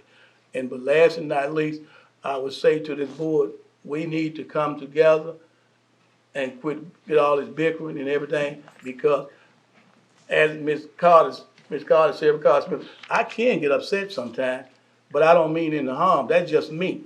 But if I feel that something is wrong and it's not right, I'm going to tell you exactly how I feel. And I don't go in other people's ward or nothing. If something happened in other people's ward, they call me, and I have people call me at the house, say, this needs to be done. I said, that's not my ward. Here is the alderperson ward. call them. Do not call me because it's not my job to go in other people's ward and take over. So I let them handle it. But last but not least, as I say, we can get together and keep our dirty laundry inside, or we can get together and keep our dirty laundry outside. So whatever happens from now on in, I say to the board, we need to get together and as my mother always say, whatever happened in the house, stay in the house. So that's what we need to do. Thank you, Mr. Mayor. Thank you, but Alderman Frazier, I do want to make a response. Yes, each alderperson is responsible for their ward, but this mayor is responsible for all 6. I'm elected to represent every citizen in this city, whether they're in Ward 1, 2, 3, 4, 5, or 6. About 2 weeks ago, maybe 3. Mr. Mayor, I was invited to speak. I'm sorry. No, sir. I have the floor. No, sir. I have the floor. I was invited to meet with some of my constituents in Ward 2. And I told you exactly what I And tell you interrupted the meeting very rudely. I sure did. But I want you to know again, Mr. Mayor, that I was I will. elected in Ward 2. I will. You cannot go always. over I'm and sorry take I over. have the floor, but I want to say this. You If cannot go any over and take citizen over. calls me in the city of Natchez, I want you to know that I am your mayor. And maybe I am overwhelmed with phone calls, text messages, but I work hard every day to respond to everyone I can. And when someone wants to meet with me, you voted for me, I represent you. Whether you voted for me or not, I still represent you. And I will come and I will meet with you, and I will never apologize for that, Alderman Frazier. And you will call me, Mr. Mayor. I will not. Yes, you did. I will not. These are my constituents, and I will meet with any person at any time that they want to meet with me, and that is that. Mr. Mayor, Alderwoman I don't care Smith. about you banging on that Alderwoman Smith. But I'm saying, I'm sorry, Mr. you are Mayor, out of order. No, I am You are not. out of order. You are not going to cut me Alderwoman off Smith. when I'm talking, Mr. Mayor. Alderwoman Simply because the Smith reason is now recognized. You cannot come in my ward. I and take will over. not have an alderman telling me that I cannot meet with a citizen in the city of You need to read Natchez the city without charter. his permission. That is absolutely You need to read the charter. ludicrous. And we will now move to Alderwoman Smith. Alderwoman Smith, your report. Boy, this is difficult. I'm just reminded Yeah, it's a of, joke on you. I'm reminded of somebody that I respected a lot. Don't start on me. No, his name is Senator Bob Deering, and it was the difference between a politician and a statesman. Somebody that does something good. Anything that good happens in the city is good for all of us, and very embarrassed today. But anyway, all right. Mr. Mayor, the Tourism Committee met on the subject y'all asked us to meet on at the last meeting regarding our event sponsorships. And one of the things that we talked about is, and this is a great problem to have, we're having a lot more events in Natchez, which we're all so excited about because that brings more sales tax revenue, that brings more money to the city so that we can do the services that we need to do and make the raises that we need to make. But one of the things that we talked about is that we are not going to be able to, we might have some double dipping, so to speak, not fault, by anybody's fault. But we have a marketing arm of the city. It's our tourism department. And Devin Heath, who is our executive director, was at our meeting. And he's getting a lot of the same requests that we're getting. So it's something that we need to look at as a board. And we had 2 events, one that just happened and one that's coming up, Bigfoot and Alumere. And what we decided to be fair and talked about, and want to ask the board to support this, is $1,000 sponsorship for Bigfoot and $1,000 for Alumere. And I think for now that will cover those 2 events, and we will not leave them out of any help that we can give them because we do appreciate all that they've done. But we will be coming back to the board with probably a new policy that will be a fair way. We can do the in-kind services, and the board will vote on it. This is nothing that's going to be, it will only happen by vote. The in-kind services can be done by the city, but the marketing arm of our city can handle the marketing type sponsorships. We do have things that are grandfathered in by appropriation, so we'll look at those as well. So just stay tuned for that, but I'm asking for a vote for the $1,000 for the Bigfoot and $1,000 for Alumere. I'm making the motion. All right, the motion has been made. It has been seconded by Alderwoman Irving. Discussion on the motion. Hearing none, we will call for the question. Call for the question. We'll proceed to a vote. All in favor of the motion indicate by saying aye. Aye. All opposed, nay. The ayes have it, motion carries. We heard you, Alderman Davis. Alderwoman Smith, continue your report. Mr. Mayor, I think the second thing was the tourism, but I see it on the city city attorney's agenda, so All I right. think I'm done. All right, thank Thank you. you for your time. Alderwoman Irving? Okay, I want to begin with acknowledging the success of Halloween in the downtown area. I witnessed hundreds of people, parents, grandparents, canvassing the downtown with their children in our community. So that was just a wonderful evening. Halloween was great. It was fantastic. It really, really was. And I just want to thank the Mayor and Board of Aldermen for making that a success. I also want to make a motion to request the demolition of the property on 13 Claiborne Street. So that property could be demolished. Second. Thank you. I think that's a very good motion, and we would love to see that happen. The motion has been made by Alderwoman Irving, seconded by Alderman Frazier. Any discussion on the motion? Yes, sir, Mr. Mayor. Yes, Alderman Dillard. Is this structure private property? May I ask you Yes, Mr. Mayor? Alderwoman Irving. Okay, I want to say this was property, yes, it is private property. However, this property is maybe 5 feet leaning from personal property. Mrs. Smith brought this up last meeting, and the last meeting that she did the public hearing for the dilapidated properties, and we were looking at how it's leaning. It's actually leaning. So if it's a structure that's endangered and leaning toward personal property, that is a property that can be torn down. We do have a quote for it. Mr. Rudder, do you have that quote? It's in danger to the community. Mr. Mayor, has the Yes. has the attorney reviewed this?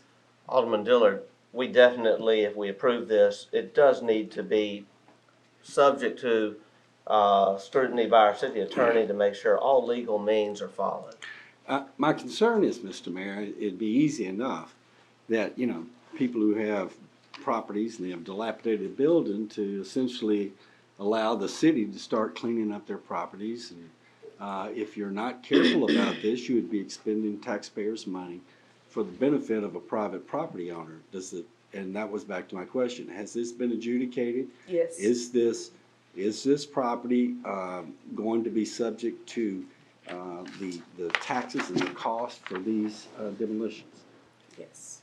Yes. As I understand, that is Yeah, that's what correct. But I would say again, we aren't going to go out tearing anything down without making sure the attorney verifies that the legal process has been followed And I think and all proper the notice. I think all the aldermen, we should look at a list for the entire city and not, again, be hopping back and forth. I mean, there's properties in Roseline in my ward that I Yeah. certainly think would qualify for demolitions. My next question is what fund will these monies be paid out of? Well, we do have a fund that we are using through our, Mr. Rudder, we discussed this the other day, and Rico, we're going to discuss dilapidated property in a minute, but we do have funds that are set aside for cleanup, and then that has to then be charged back to the property owner, and they will have to reimburse the city. What funds have we set extent. aside money for dilapidated properties? Mr. Rudder, if you would come, or Miss, or Rico, I think we, and we're going to get into a broader discussion of this. It's under my report, but we have had several meetings on dilapidated property issues. We are in a time constraint. We've got something that the chief of police needs handled by the city attorney, and he has to leave in a moment for a training class. If I could, I am so sorry. Let me ask y'all to hold this. We have a motion that's on the floor, It's second, got a second. and it's been properly seconded, but I believe there is more discussion warranted than we Yes. realized. And I'm going to ask if we could just, Alderwoman, if you could withdraw your motion for the moment, and we'll come back to And we'll you come back in to just it, a okay. moment. Okay, and I wasn't Um, finished my report, but then I'll let the chief And go we'll on. let, and then we'll Okay. let you finish your Okay, report. all right, Chief thank you. Daltrey, come on up.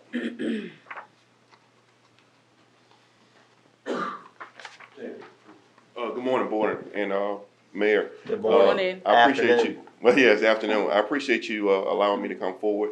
We do have a training session set for today. This is Jamie Patrick. He is coming from us from Madison County. He came up here today to help us with some training. We look over our training records, and our officers we have patrol rifles, but they have never been certified in them.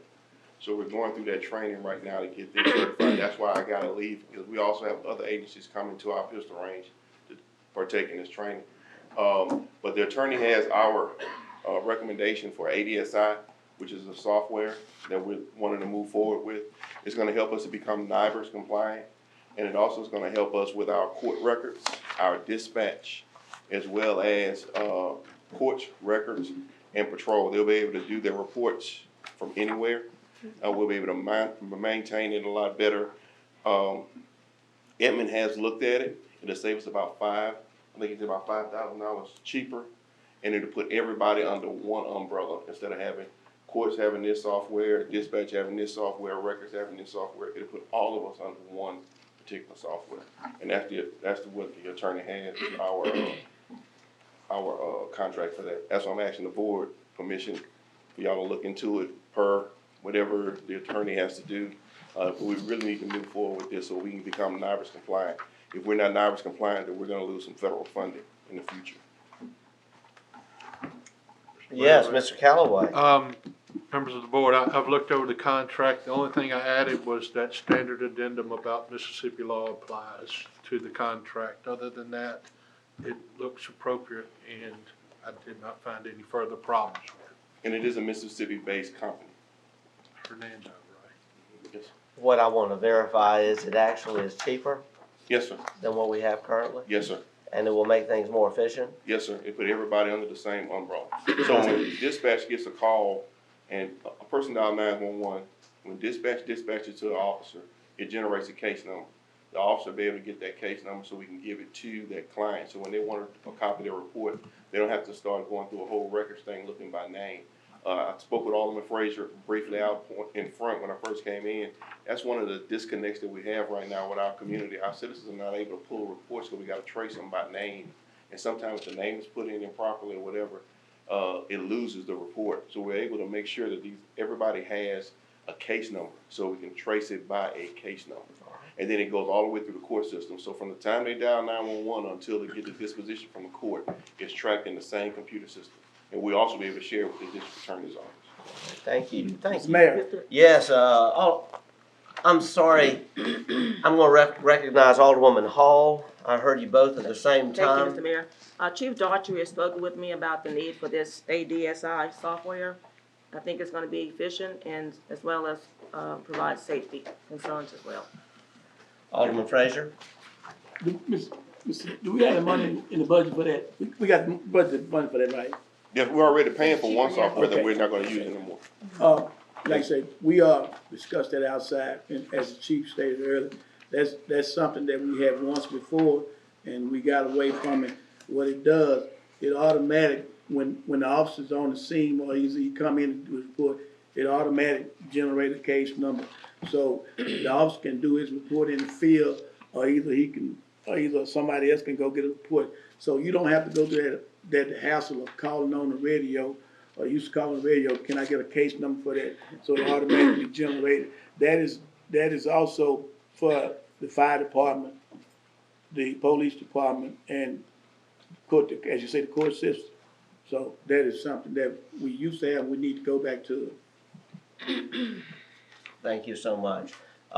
Any other discussion? Did we get a motion and a second on this?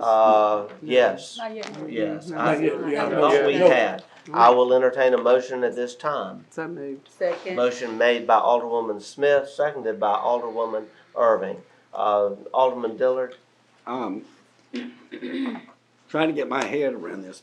One, does our present E911 system not record the information in a digital format so that it can be provided and shared with all law enforcement? Oh, what do you mean by as far as recorded by? Well, I mean, you're telling me that they're signing a case number. How does the E911 do it now? Well, they don't sign a case number. The officer have to go back to the office, and then when they start their report, it generates a case number because they don't have a software in dispatch that our CAD system, it's called a CAD system. They don't have that for the Natchez Police Department. They have one in there for the sheriff's office, but they don't have one for the police department. Why would E911 not have the same type of software for all of the law enforcement for which it services? Because we lost that when we combined the system. We were supposed to gain when we combined the systems, But not lose. that is something that we fail to look into, because like I say, before we combined the system, we had that. We had the CAD system, we generated our own case number. We also generated the case numbers for the fire department.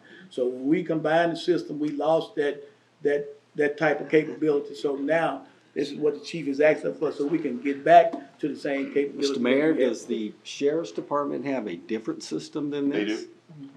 They do. So are they conflicting? Are they compatible? Well, as far as, they work off a program called Sound, which is something totally different from what, the program that we're looking at, this ADSI, is gonna help us in more than one way. One way, the surrounding agencies around us, Vicksburg, Brookhaven, Macomb, Butte, Woodville, Port Gibson are all using this system. With that, we're gonna have data sharing.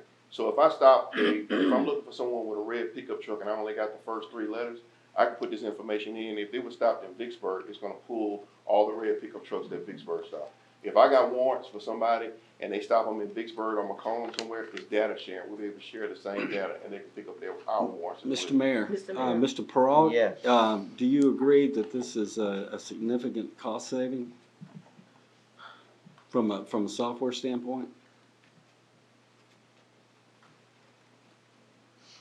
Well, let me just begin by saying I'm not sure about what the 911 center, the VSAP, that's what I call it, VSAP, uses and how it interfaces. I do know that we use OmniGo now, which services all the police department, records and everybody. It's all under one thing. They do have a computer over there that can access OmniGo. I don't know how it, the flow goes when they receive a call and stuff like that. I'm not sure if their software that they're using when they get the call will interface with OmniGo. It just wasn't done. I'm not sure of that. Would Mr. Mayor. this, I'm sorry? 1 second, Alderman Dillard still has the floor. Are we able to exit the contract with OmniGlo? I'm not sure. There has to be some sort of condition, so you can exit anything if you're willing to pay for it, or be. As far as I know, we're past our contract with them. And plus, OmniGo is bellying up. Mr. Attorney, have you seen the contract with OmniGlo? That was approved prior to my administration. I need it under review now if we're gonna terminate it. Are there any consequences, penalties, or expenditures, or exiting fees applicable to such a thing? Mr. I'm just a little bit concerned that one, I feel like we're duplicating things that I can't imagine that the state or the E911, but obviously they don't, or the sheriff's department. The second thing, if it's that easy for us to get out of a contract and get into it, this one has a 5-year term on it, and I don't know, you say it's been used in Woodville and Vicksburg and Crystal Springs and all these other places? It's all over the state. It's starting to make its way towards this way. Yes, Thank sir. you, Mr. Mayor. Thank you, Alderman Dillard. Alderwoman Yes, Hall, you sir. have it. I have brought to your attention and the chief's attention and Chief Arrington, some concerns I have received from constituents regarding 911. And I think we're gonna have more meetings on that. And this may be the reason for some of this software need. But there are some concerns about that, and I know we'll have another meeting Yes. on that. Yeah. I would add that Yes, Mr. Pepperell. the data that is in our current system will have to be extracted and put into this new system. That was done when we left the AS400 based system. When I came aboard, it had been paid for long ago, and the court part was never finished. Well, we have just completed that about 2 months ago. So we're all on one system now, so we're in a position where it can all be extracted, put over there. That will be a cost item. And then the cost item to interface to the PSAP over there. I told you there's not, we talked to the gentleman this morning, there's not a cost item to interface with because we're gonna have our own CAD system. I explained it. Our own CAD system, we won't have to interface with the PSAP. The PSAP is the 911 service. This is a dispatching service. Two different total entities. And then the cost for that across the board, the interface to bring the information over, you're looking at, he said anywhere between $8,000 to $10,000, but he was willing to extend it over the contract. Okay, all right. Now, we need to bring this to a conclusion. A lot of discussion has taken place. Is it the desire of the board to proceed with voting on the motion? If so, call for the question. If not, let me know your intentions, if you'd like this held. Well, Alderwoman Smith? Alderman Diller does bring up a good point. If we can please check on getting out of the other one, I'll withdraw my motion and we can make this at the next meeting. That's just 2 weeks. Okay. If that's, just so we can double check and make sure we're good to go and that the costs are, I felt like Mr. Peralt was a little shaking his head, not sure about the costs. So if we can just check, double check on that and give us something in writing on that. Well, I have emailed that to them. They have the cost in writing. And I think the only thing that we have is what Alderman Diller brought up as far as the actual contract. The agreement, yeah. All right, thank you. Thank you, Chief. I want to say, Mr. Jamie, thank you for making your way all the way down here to beautiful Natchez to assist us with training. Appreciate Thank that, you. and white family from Natchez here, and we're gonna have some pretty productive training today, and bring everything back up, with board and minimum standards, and the professional level of the police department has really branched off back that way. A lot of people are proud of and making getting great reports that way. So, keep up the good work, Chief. Yeah. Thank you. Thank you. Thank you so much. Thank you. We will now return to, and thank you, Alderwoman Irving, for letting us break away. Alderwoman Irving, if you'd like to represent your motion that you had just withdrawn. And the motion, we are back to a discussion, and Alderman Frazier, I think, is seconding that motion, a request to demolish 13 Claiborne Street. Now, this invites a discussion that we're just going to go ahead and have.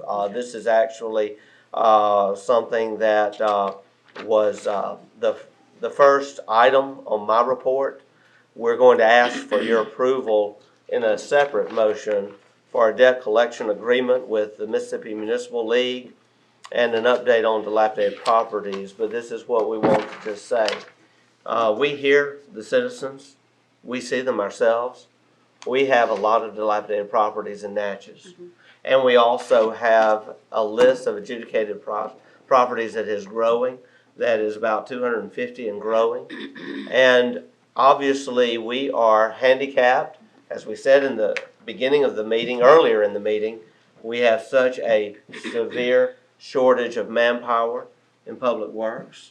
It takes a lot to keep up the city, much less go and clean up dilapidated properties.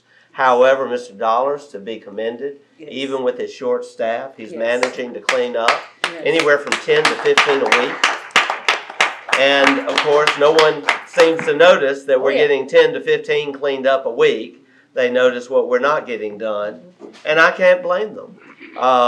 Just last week, I was able to make contact with the mayor's office in Monroe, Louisiana. Monroe is utilizing a program now called Mow to Own, and we are about to look into that. We're doing some research. We've talked about this before. We're about to get more serious with it. But we do have something that is at our immediate disposal, and that is a new, our immediate use, I should say. And that is a law that was passed in 2019. And we discussed it before, and we actually had on our last agenda. This law allows the city to collect from delinquent citizens overdue fines and fees if they're anywhere 60 days or more delinquent. And the collection process is managed through the Mississippi Municipal League.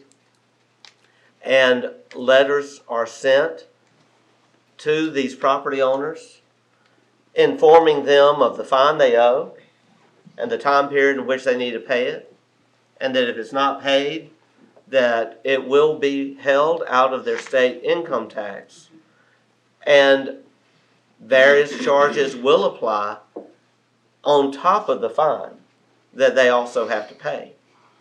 This is being done successfully now in just a few cities. It's a program that's really just getting off the ground. We want to take advantage of it. We have identified in Mr. Rico's office there, Mr. Gianni's office, that he has staff to help in the coordination of this. And that was a holdup at our last meeting. We wanted to make sure that we had a coordinator in the city that could work with this. That can be done in-house through Mr. Gianni's office at Planning and Development. We have met with our inspectors. We've met with the attorney.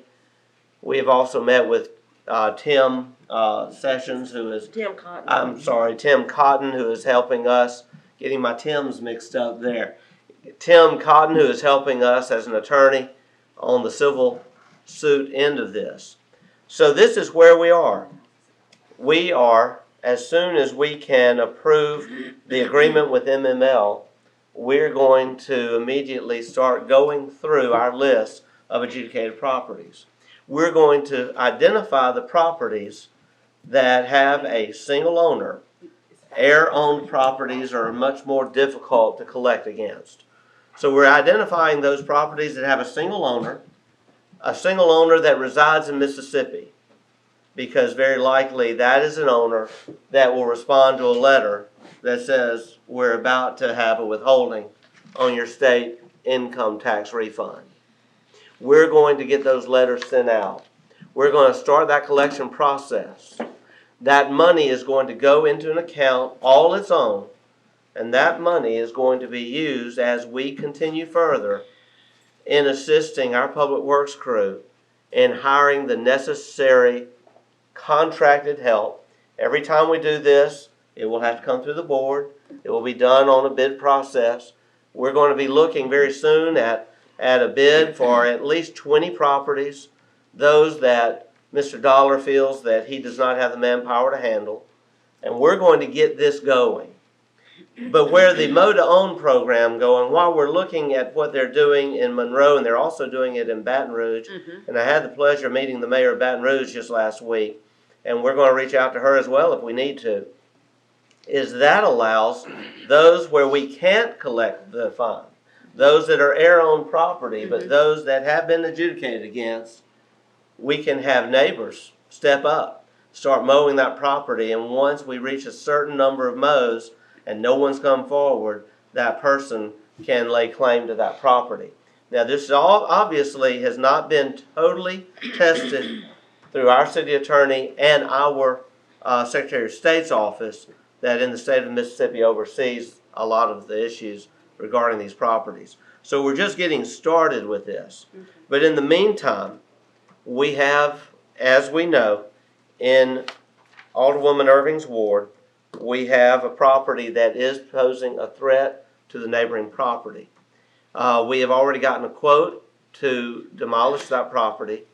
And I would say the reason we're bringing this up to the top of the list is because it is posing an imminent threat to the property beside it. Yes. And the city does not want the liability of not taking action and then something happening when that property collapses onto the neighboring property.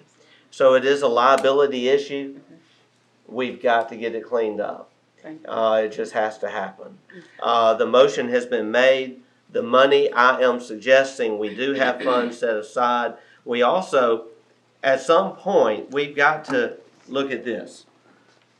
Mr. Rudder and his department are working harder than they've ever worked. Absolutely. Thank goodness you finally have an air-conditioned vehicle to work out of. Absolutely. Mr. Rudder, and all your years here with the city. And you're putting that vehicle to good use. You're making so many inspections. And because of that, we're having a record amount of building permit money and other inspection money coming into the city coffers. Right now, it's just going into the general fund. Over the next few months, I'd like to identify what that money is, what that increase is, and at Mr. Rudder's suggestion in our meetings, that money should be earmarked Absolutely. into a fund For to help demolition. clean up dilapidated property. Absolutely. If we run into a shortfall anytime in the near future and we don't get the collections coming in from these letters, collection letters that we're about to start sending out, we'll address it at that time. But right now, I think to delay action on something that is an imminent threat to the neighboring property would be ill-advised for this city and for this board. Thank you. I will invite further discussion. Alderwoman Smith? Is this for a company to take this house down? Are you talking Public Works taking it down or who? It is a company. Mr. Rudder, if you'd like to approach the microphone.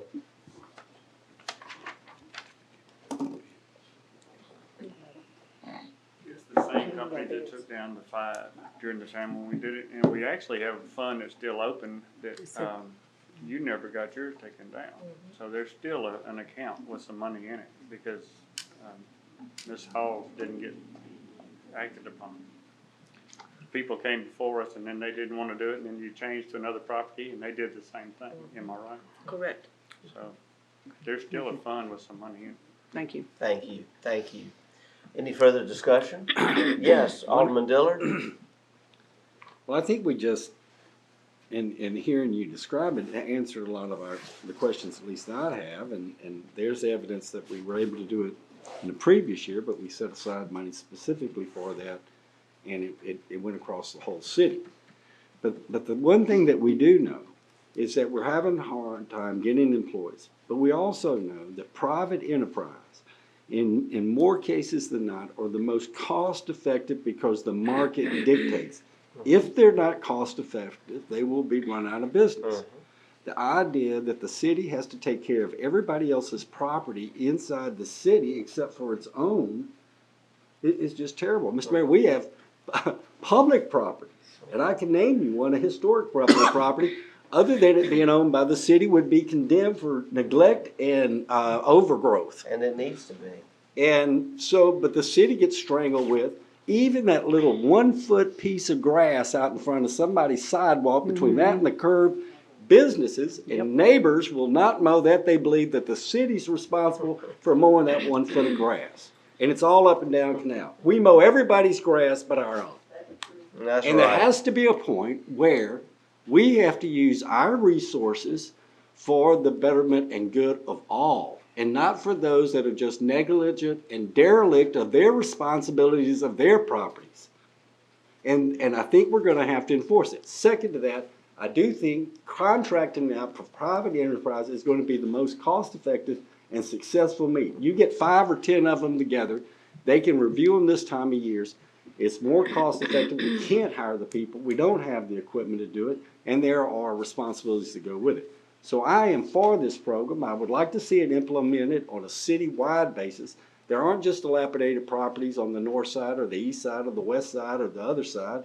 They're all over the city. Absolutely. And if you live next one to it, it is more particular to you than anyone else.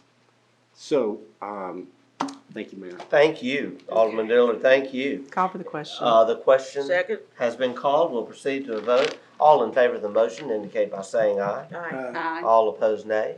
The ayes have it. Motion carries. Alderwoman Irving, at your permission, during your report, I'd like to entertain a motion that we enter the agreement with the Mississippi Municipal League to allow the city to proceed with the collection process.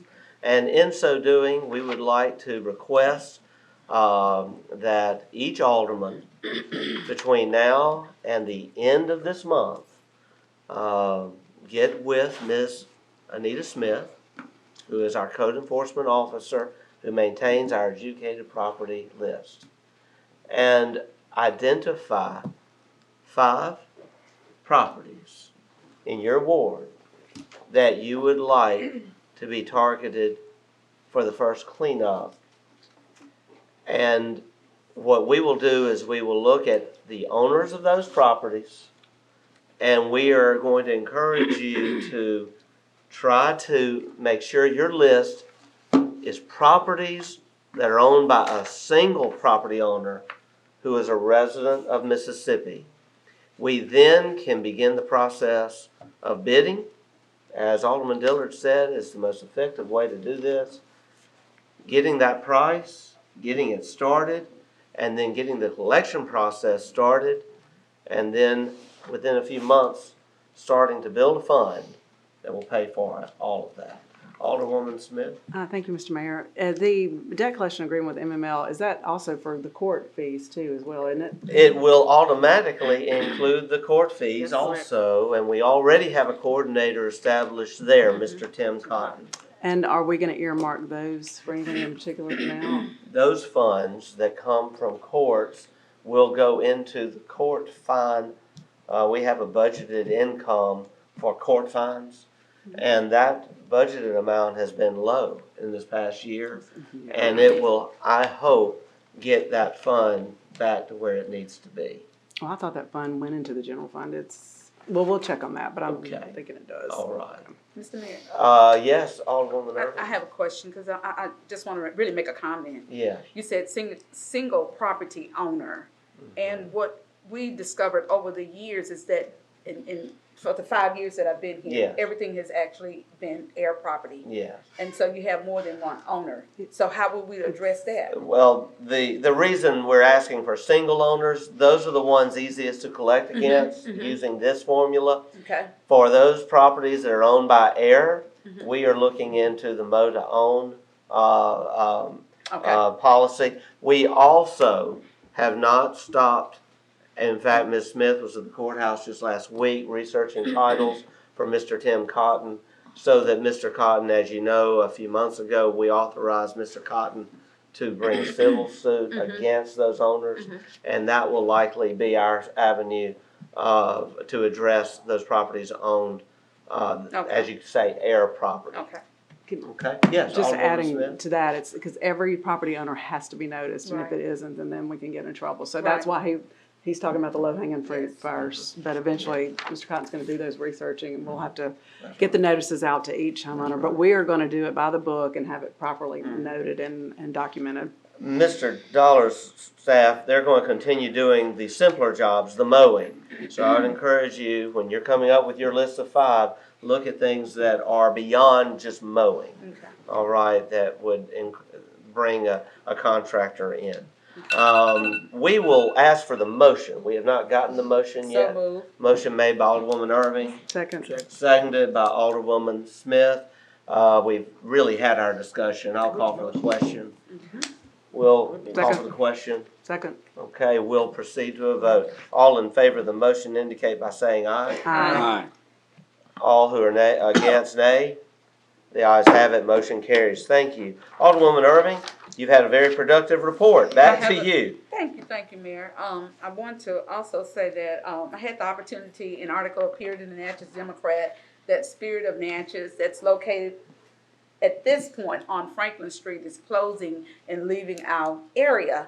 And so I went by and I introduced myself to Mr. Jones, who's the owner of the business, and just share with him over the years how it's been very fruitful to have that business in our community. It's going to be an eyesore with them leaving, but we're hoping that someone will come and open up a new business in that location. Yes. But he's kept the property clean. It's just overall rapport you see with the community members in the surrounding areas, drawing people from far and near to come to the area. But I also wish them much success in their new location here on John R. Junkin Drive. So I just want to say that it's going to be an eyesore to see, him move from that location, but also welcoming him into a new location. And that Spirits of Natchez, that will be in the very I think the next 2 weeks, Mayor. That's they'll be right. moving to the new location. I also want to mention that we have a Ward 4 Monteville Area Neighborhood Watch Meeting It's gonna be at Macedonia Baptist Church, 33 Minor Street. It's today, Tuesday, November 9th at 6 p.m.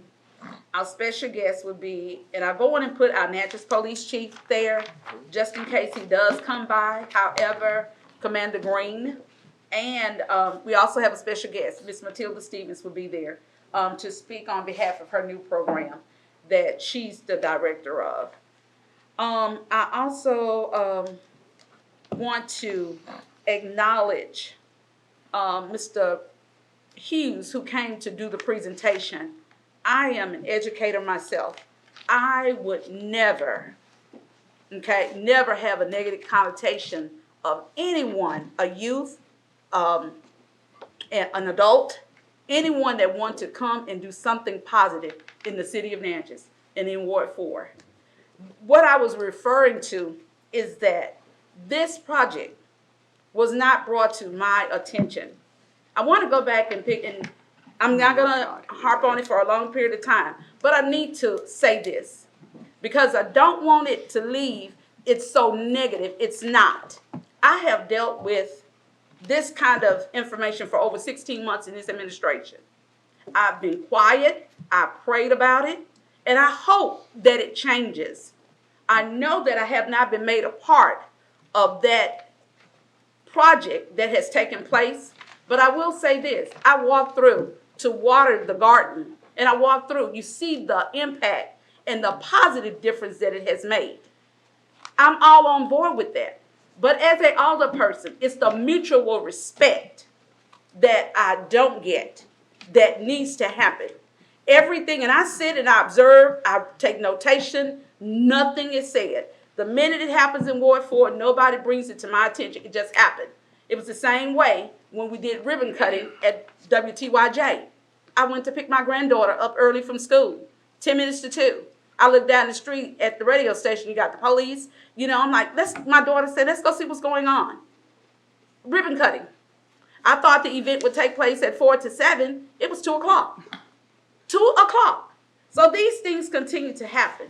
I'm bringing this to your attention because I also have a solution too. And to fix this issue, the mayor and board of aldermen need a better working relationship, grounded in mutual respect, okay? And deepened by working together on all tough issues. Because we have a lot of things that we're facing here in the city of Natchez. But when we come together, we are stronger together. We are better together. I want to see this community continue to unite. We have great things going on. Alderwoman Sarah Carter Smith just mentioned, we have so many events that are coming here to the city of Natchez. But if government is not working together, we're the backbone of absolutely everything.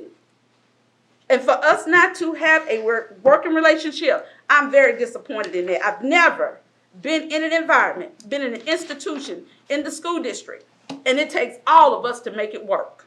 All of us to make it work. So these tough issues, I find, and if we get together and we discuss them, we'll find out that we have so many common issues, common grounds on how we can pull our government together and work effectively. And that does end my report. Okay, Thank you. Thank you. I do have to make 2 corrections. I have to make sure everyone understands the discussion of Jack Waite Park was on our prior agenda. It was reported by Alderwoman Hall. All the plans were put in place, and that is the public record. The other record, ribbon cuttings for the city of Natchez, emails are sent by the Natchez Adams County Chamber of Commerce, and I was notified by email, as was every other person there. Those emails are not generated by the city of Natchez. They're generated by the Natchez Adams Chamber of Commerce. So I want to make sure that those 2 points are made. Alderman Davis, your report. May I have on one thing? In January 31st to February the 3rd, the UMC School of Dentistry, they're seeking cash candidate for free dinner. They're doing things such as clean action field or hygiene for the front teeth only. But Alderman Davis, you're breaking up. I don't know if you can, Ms. we're having issues. We can't hear you. Alderman Davis, if you'll text me that, I'll make the announcement. Okay. Okay. All right, man. I'm so sorry. I don't know what's wrong with our signal today. It's our fault. We're going to work to correct that. Yeah, I can read this announcement Alderman, for you. Let me read it for you, Mayor. Yes. So he said on January 31st through February 3rd of 2022, UMC School of Dentistry will provide free dental for front teeth only. Let's repeat that. January 31st through February the 3rd of 2022, the UMC School of Dentistry will provide free dental for front teeth only. It's correct. It's front teeth. Front teeth. Said. Okay. Actually, is that correct? Front teeth only. No. Must be cleaning. Is this, we'll get more information out there, and we'll ask our community liaison and our director of communication to get the details and put it out there for the public to see. Thank you. That's going to be a great program. Anytime we can have free health care, free dental care for our community, that's a good thing. Absolutely. It is. And it's also important to keep those front teeth looking good. We all want a nice smile, don't we? All right. Alderman Davis, is there anything else, if we can hear you? Oh, Mayor. Okay, thank you.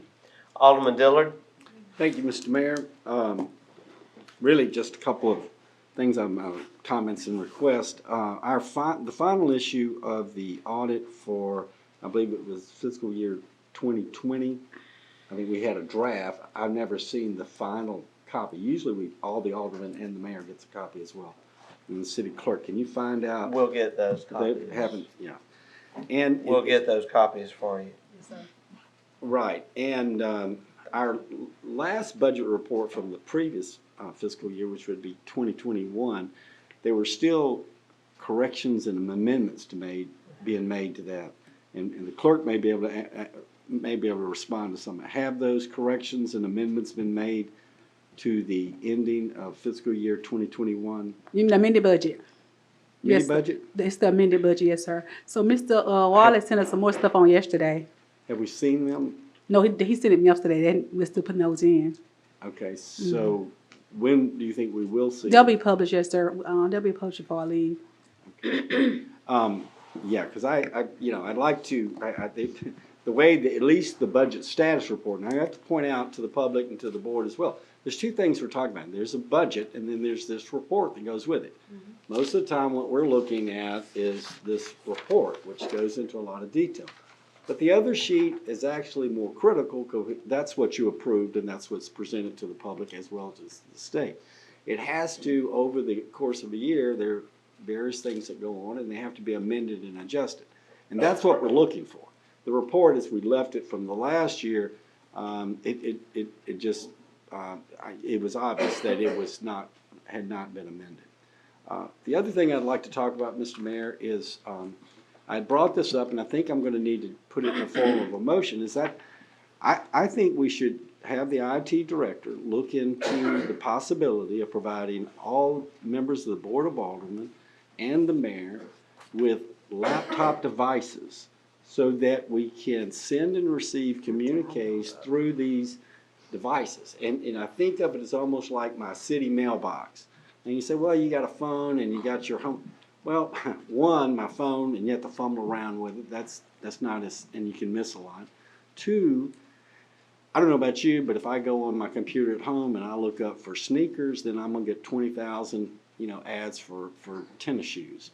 I think this would be a government, the city issued device so that we can assure that these communications have been sent, have been received, and whether or not you act on them or not, of course, that's the responsibility of each alderman. I'd like to put that in the form of a motion that by the time we get here 2 weeks from now, that the IT director bring us a cost estimate with. I believe that the money's in the alderman's budget to do so. All I get a right. second. Second.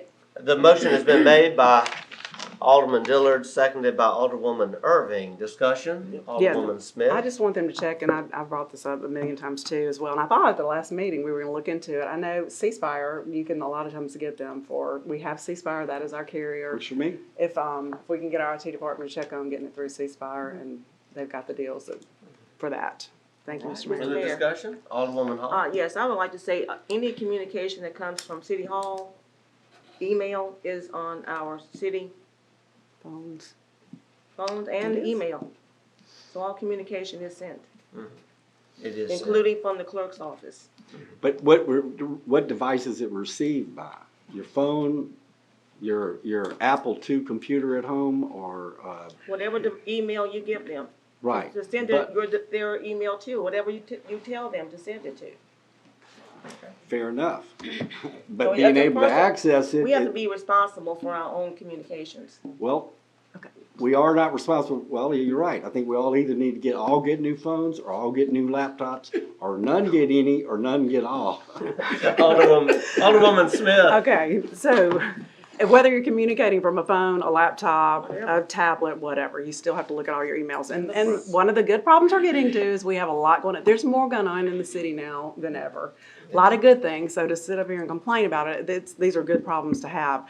And I have missed some things, and I've been upset about it at first, but when I've gone back and searched my emails, guess what? I found it. So whose fault is that? That's Sarah's fault. So, but what we can do with your tablets that you're talking about, Mr. Dill, that I really am a proponent for is we are wasting paper and killing trees. I mean, we have stacks and stacks. You can take your tablet and go through it page by page, just like you go through it page by page. So that's why I'm a huge advocate of this. All right. Call for the question, or unless somebody else. Before we call the question, Ms. Fortenberry. I just want to clarify his motion was to, have the IT director to bring cost of laptop?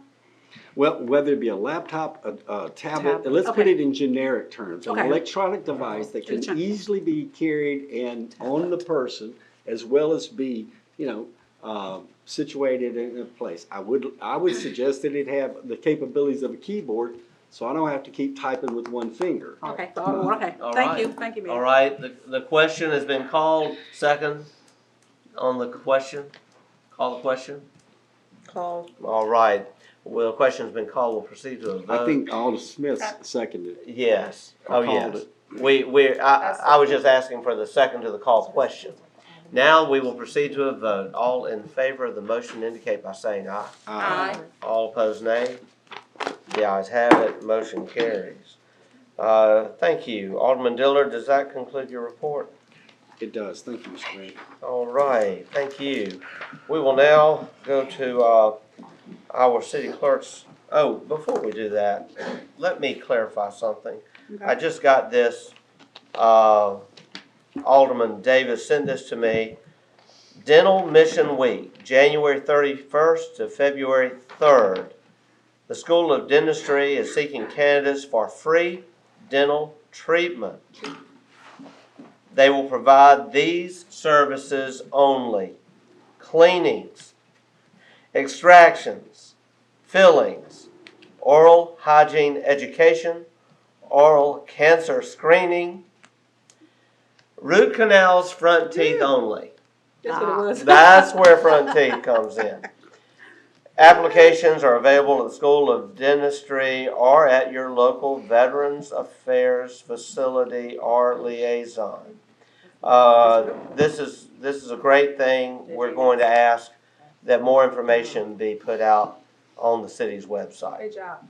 All right. If we have a flyer, we could distribute that in our communities. Sure, we can get a flyer. That's a great thing. That is. I will. Thank you. We need to look into it, make sure we understand who is qualified for this, who it applies to.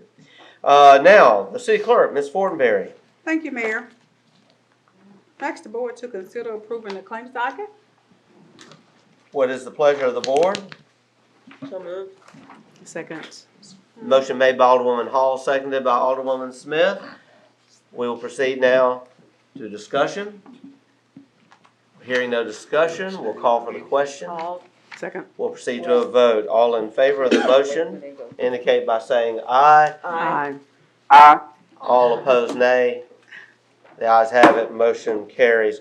Please make sure the minutes reflect that Alderwoman Irving is Okay, thank you. abstaining from the portion pertaining to the To the fire fire department. department. Got it. Next item, Thank you, Mayor. Ask the board to consider approving the mini docket. what is So the moved. pleasure?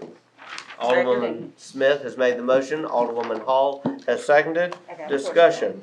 Yes, do we have question? Any discussion? Call the question. Okay, the question's been called. Second. Second. We'll proceed to a vote. All in favor of the motion indicate by saying aye. Aye. All opposed, nay. The ayes have it, motion carries. Thank you. I got one last thing, Mayor. Yes, One more thing. one So, more Mayor, item, Ms. Fortenberry. Yes, sir. Yes. I did get the numbers in for the sales tax, but I'll put in y'all boxes. I didn't have Okay. time to update my spreadsheet. Okay. But I want to just give you the numbers. What are the numbers? So for the month, so October we just got in last week, it was $471,385.68. Okay. We didn't make You was close. 500,000. We were close. And for the game revenue was $62,064.54. And I also update the franchise before I go and put all this in y'all box. Okay, All right, thank that's you. it. That concludes Thank my you. report. Mr. Mayor, I did have a question. Yes, Alderwoman Irving. It's on page 22 in our claims docket. Yes, Alderwoman Irving. And I looked at our budget, and Yeah. so I was just asking, it's the raising of Silver Street, that's the Yes. fund number. Where would that come from with it being $0 in that account? It's 30, what is it, 40? We had agreed early on in the budgeting process that will be coming out of our ARP funds, but we have not transferred funds yet. That'll come at a later date. Okay, do we have a dollar amount that's gonna be transferred from the Yes, ARP fund? we are looking at transferring for the construction of Silver Street, around 750,000, I believe. I don't think that was what was voted We'll on, though, was it? have, Because we we'll did have more discussions, but we know we had discussed moving funds from ARP for the purpose of raising Silver Street. We've had those discussions all along. We have, Mr. Mayor, but I don't think it was the dollar amount, so can Okay. we go back and We'll look? I think it clarify. was 500,000.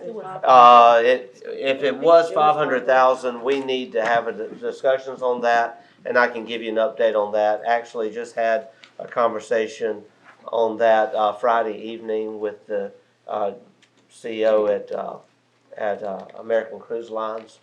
And we had meetings last week, regarding Volkert. Prices are going up. Prices are going up. But we'll discuss that further. We need to put that, down for a meeting for sure. Okay, any further discussion? Well, we've already dispensed with that motion.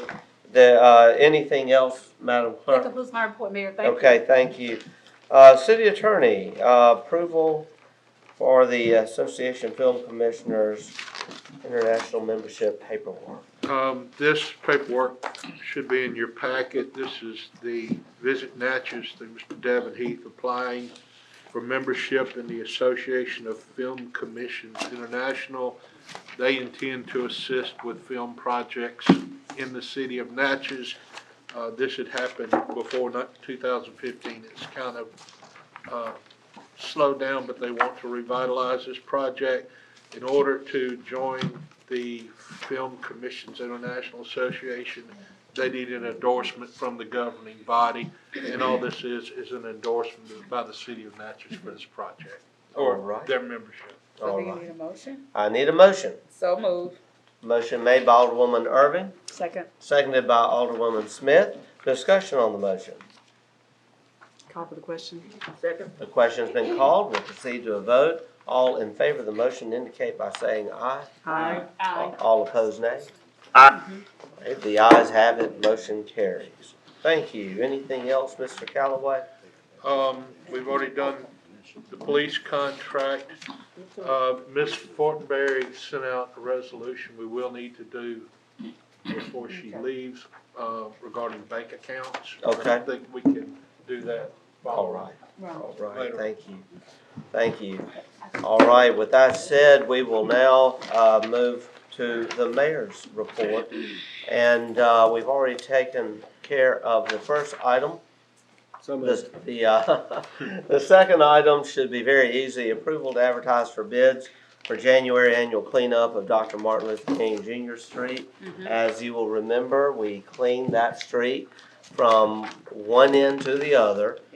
In January, that work commenced on Dr. King's birthday, the national holiday. We want to do the same thing in January of 2022. Very likely, it won't cost what it did the first time, being that that was the first time it had been done. Right. This cleans the curbs, sidewalks, gutters, and it just really helps to maintain the integrity of that street, which is such an important street for our area. All we need right now is approval to advertise for bids. So I need a motion. Second. Alderwoman Irving has made the motion. It has been seconded by Alderman Frazier. Any discussion? Call for the question. The question's been called. We'll proceed to a vote. All in favor of the motion indicate by saying aye. Aye. All opposed, nay. Aye. The ayes have it. Motion carries.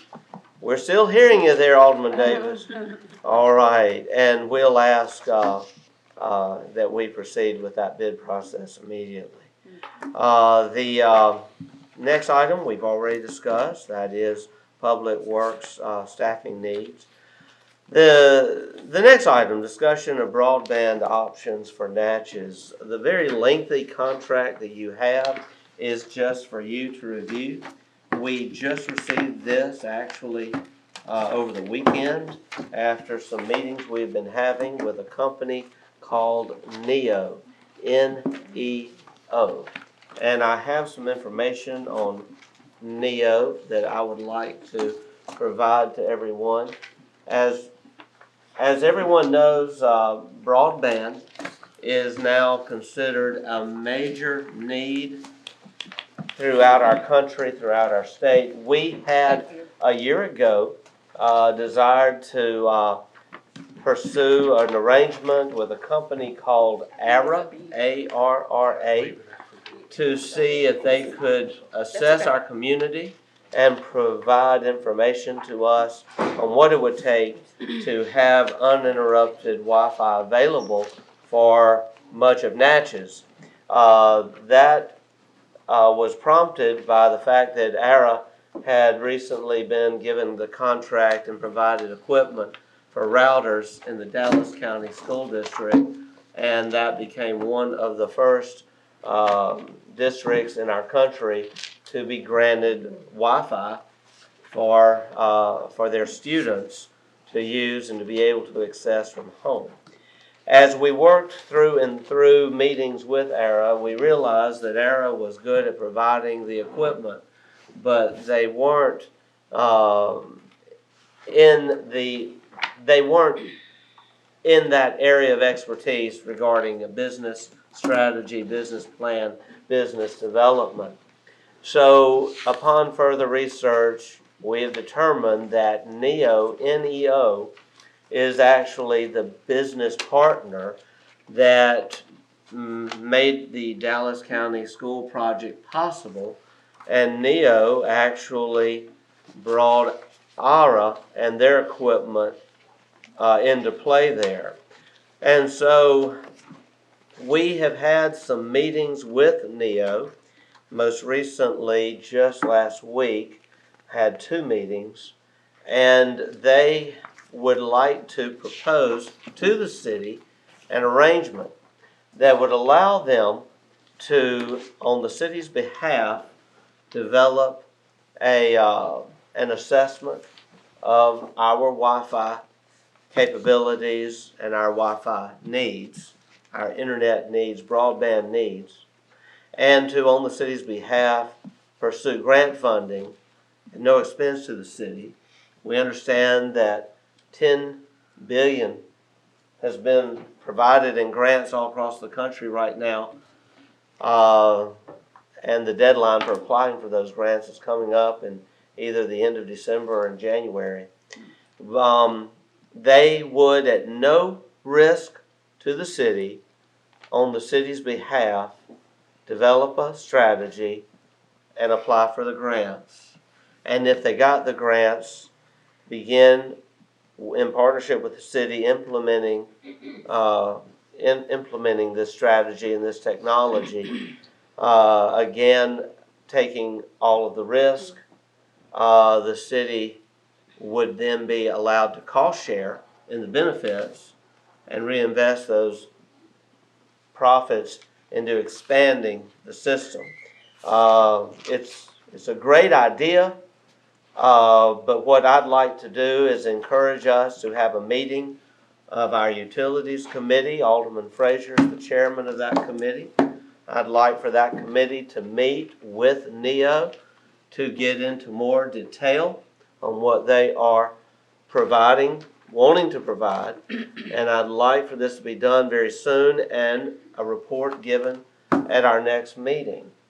And the reason you have this lengthy agreement is because we want you to have ample time to look through it, because unlike the agreement we approved for Butler Snow, which was a front and back, this is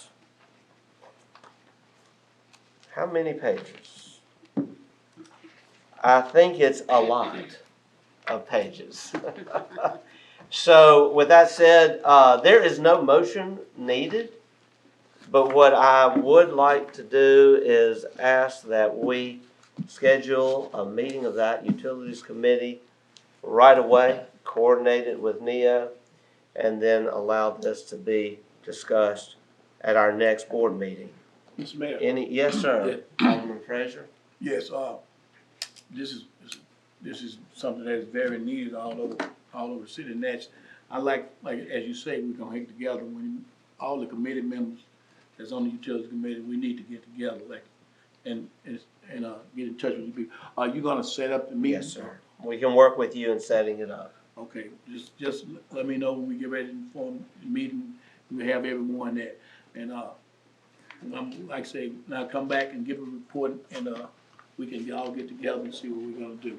All right. We'll get to work today to get that meeting set up and to coordinate with the executive team for NEO to be here, and we'll look forward to that. You think it's gonna be in the next, as we discussed earlier, our other meeting, it's the holidays coming up. We got. I would propose that we look at Monday the 22nd possibly. But you're not going to be in town, are you? I'll be out of town. Yeah. People don't think you and I get along, but we actually do communicate on a few things. I knew you were going to be out of town. How about that? I already told you. Our next meeting is on the 23rd. I'm going to just tell you, as Alderman Frazier's pointed out, it's really going to be hard to make that deadline. We'll do our best. If not, we'll have to bring this. We can always have a special call meeting in early December. Yes, like I said, we get to go. All right, we'll do our best. Yes. All right. Whatever we're going to do it for the good of the city of Natchez and the citizens. That's exactly right. We will. Thank you so much. I do have a few miscellaneous updates for you. I want to let everyone know this, and we are going to require a vote on this. I'm just looking here. We are constantly getting, in fact, I've just gotten a text now, we're constantly getting questions about the visitor center and who runs the visitor center. And I know we think that everyone knows this, but it has to be reiterated. This administration took office on July 24th of 2020. On July 23rd, one day before our administration began, former Mayor Darrell Grinnell, in a ceremony at the Visitor Center, handed the keys to the Visitor Center over to Kathleen Bond, the director of the National Park here at Natchez. The Visitor Center, during the last administration, was transferred over to the Park Service. It is now the property of the Park Service. We get complaints, we send them to Ms. Bond, the director, and we are doing our best to work through that. She has been hamstrung by COVID, by federal regulations. It's been frustrating. She has been meeting with us recently. She's been working to get a good contractor in place for the grounds upkeep, to look at other improvements. They've been addressing issues involving the roof, involving the HVAC system. Their plate has been full, and we appreciate Ms. Bond and her leadership. One area that has been a frustration to us is that the city has been running the ticket desk, the ticket counter, for some time beyond our expected termination date back in the summer, early summer, because of government regulations. It has taken a while for them to process bids, responses to their RFP, for someone to run the ticket counter. They have successfully now completed the RFP process and just recently announced that they had awarded that to a company out of New Orleans under the ownership of Mr. Warren Ruther. We are all very familiar with Mr. Ruther. Mr. Ruther does a very good job running ticket facilities in New Orleans and has had a relationship with the federal government in selling tickets for federal controlled properties in New Orleans for almost 30 years. He is planning to bring quite a new look to the ticket counter at the visitor center, to include kiosks that will showcase beautiful imagery of Natchez, and he is working to secure contracts where they'll be able to sell tickets, and this will be a win-win for the city of Natchez, for the Park Service, and for our citizens and our tourists. He has expressed to me, however, that he will not be ready to go until December 1st. And so between now and December 1st, we're doing all we can to work with him, but I'm going to need your permission, and we would like to go ahead and send a letter to our staff to let them know this in writing, although they've been knowing this for a while. I don't see that 2 weeks, in the whole scheme of things, we've carried them this far. I would like to carry those workers for that remaining 2 weeks and allow them to apply with Mr. Ruther's company. Of course, we cannot guarantee what their future employment will be with a private company, but we will at least maintain the ticket office until the end of November so that there is not a lapse in service. So moved. Second. I have a motion by Alderwoman Smith, a second by Alderwoman Hall. Discussion on the motion? Yes. Yes, Alderman Frazier. They're still gonna be down at our work's still gonna be down at the center. Yes, until Mr. Ruther's contract becomes effective on December 1, and then I believe he is interviewing them as to whether they will, their service will end with the city as of November 30th. The workers. Yeah. Here's my other question. So, Mr. Ruther gonna move his operation from down there in the business center, or he gonna stay there? He's actually creating something totally new, and he will have a ticket selling business under a contract between him and the federal government at that ticket counter. Well, I was just, I was just thinking, since he's managing the convention center, we have a space down there that we don't use in that coffee shop. I thought maybe he could move some employees up there and sell them out at the convention. That's just my thought. Yeah. I'm It's his desire to sell these from the visitor center and to take over that ticket selling operation. Any further discussion? Call for the question? Second. All right, the question's been called. We will proceed to a vote. All in favor of the motion indicate by saying aye. Aye. All opposed, nay. The ayes have it, motion carries.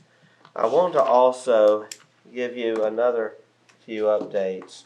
We want to give great thanks today to Mr. Robert Purnell, whose leadership is stellar, and he's doing so much to work with us on a number of projects. First of all, if you haven't noticed, go by. We are testing lighting, new lighting, for the Proud to Take a Stand monument. This lighting is identical to the lighting utilized at the Vietnam Memorial in Washington, D.C. It will create a meditative experience, and it will be much better than what we have currently. Mr. Purnell also has been working to have the additional names added. They're already on there. They're on there. He's been working also to get new interpretive panels designed. They are now on their way. We are also looking at some additions to the landscaping and enhancements. I want everyone to mark your calendar for the occasion in January. I think it's January the 17th. Help me out. Dr. King's birthday. It's the 17th. It's the 17th. We are going to that day have a rededication of the Proud to Take a Stand monument to showcase the enhanced lighting, landscaping, the new signage, interpretive signage, and the addition of a new interactive time looper feature that will utilize our new, technology. And I think it's something that people can, I don't know understand how it all works, Mr. Purnell, but we can't wait to see it. And so that will take place. We'll confirm time a little later as we get special guests arranged. There are several special guests that we are planning to invite. And so please make sure that January 20th is on your, January 17th is on your calendar. We also have something else to look forward to. On February 1st, we will have an event kicking off, and this will take place at NAPAC, and it will kick off the signage campaign for our new NAPAC Natchez African American History Self-Guided Tour of Natchez. And we are working, NEFA Hardy is working now with NAPAC. We will have a committee meeting very soon with NAPAC that will approve the final design of signs. And these very nice signs will be installed with QR codes at almost 30 African American history sites in our community, corresponding brochure, map, and it will all correspond to a kiosk that's already in place at NAPAC. So everyone get ready for that event. It will happen most likely during the day on February 1st. We're working very hard to make that happen. NEFA Hardy is working so hard, also with Mr. Bobby Dennis and everyone there at NAPAC. Also, we made a visit to NAPAC yesterday evening to assess how the progress is going in the renovation of the exterior. There is more cleaning that needs to be done to the exterior. The cornice ceilings have been painted on the outside. However, we did review some areas that need more attention. And then in the very near future, we'll see painting of the windows, the ironwork, and we are hoping sometime in the next 2-3 weeks that we'll have this project completed. Also, we met this morning to make sure that banners that have now been designed and approved through the NAPAC board are in production, and at the end of the paint job, new banners will be installed. I also want to say we're excited. If you'll recall, a few of us were there, the first ever special called board meeting that was held back in the summer at NAPAC. That's where we started a lot of this, and it's exciting to see it taking place. And I will always be grateful to the aldermen who were there to show their support and to know that we are following through. The other thing that I want to mention, we've been asked about the Fry building, about the EOLA. Plans are proceeding. We understand that the developers are getting closer and closer. We are hoping that groundbreaking at the EOLA will take place in March. In fact, Dickie Brennan will be in Natchez this weekend. Couldn't be more excited. He is going to be attending the premiere of the Angels, the Every Time a Bell Rings. I can't keep my Christmas movies all straight. And so we're excited about that. The Fry Building, we actually had a meeting just this morning about the Fry Building, asking that, I saw it just a few days ago, that for sale signs are still in the windows. And so we're reaching out to the manager of the building to have those signs removed. But anyone concerned at the Fry Building, the plans to demolish the building are not in place yet. And that stage of the process will come at a later date. We are not sure exactly when the groundbreaking on that part of the project will take place, but we'll let you know. Back to Mr. Purnell. Tomorrow evening we have a very important meeting. It's a community meeting to discuss all of the progress being made in the design of a monument to the U.S. colored troops. Again, we thank you, Mr. Purnell. Your committee, a very large committee, has been working on this, working very hard. Those plans will be shared, and we encourage anyone who wishes to attend. It will be at the Natchez Convention Center tomorrow evening at 6 p.m. Also, this is Veterans Week. A number of veterans events are taking place Thursday at 10 o'clock. We'll be at the flagpole at Colin. At 11 o'clock, there will be an awards ceremony right here at City Hall across the street. And also at November 11th at 4 p.m., a patriotic parade, and the Grand Marshal is our own Captain Jack John Kerwin, a World War II veteran, a veteran of Korea, Vietnam, and we'll also have other veterans. And so we encourage everyone to come to these Veterans Day events. November 13th at 3 p.m. there will be an American flag retirement ceremony at the Convention Center. If you have a flag that you need to have retired, bring it to the Convention Center at 3 p.m. this Saturday, November 13th. This week, we also have a number of events. Angels on the Bluff. We have the chili cook-off on Saturday, and again, the event on Sunday on the Bluff, every time a bell rings. Also, another Christmas movie will be filmed here. Filming starts in about a week. Casting calls are already been made, and it will be called Christmas in the Quarter, starring Patti LaBelle. So be watching for some Patti LaBelle signings and autograph opportunities in Natchez over the next couple of weeks. And we understand that there are more Hallmark movies coming in 2022. Hallmark loves Natchez as much as we love Hallmark. So all of that's good. One last announcement. This is a very important event that's taking place today at 4:30 at the Merit Health Complex. We will have Healthcare Worker Appreciation Day. We will have cupcakes. We will we'll be presenting some certificates of appreciation, and we will be thanking our healthcare community there at Merit for all that they have done through COVID. We went from having such a dire situation last year to then another dire situation this summer. The vaccination campaign has been very successful. All of the partners have been involved. We're so grateful to Molina Healthcare for the vaccination events they've had in our community. We also want to thank Merit Health and Magnolia Health, and also the Natchez Adams County Board of Education, the school board, the Adams County Board of Supervisors, the city. We have all gone in together on this vaccination campaign. And Minor Jubilee, Mayor. And the Minor Jubilee. And the Minor Jubilee has been a success.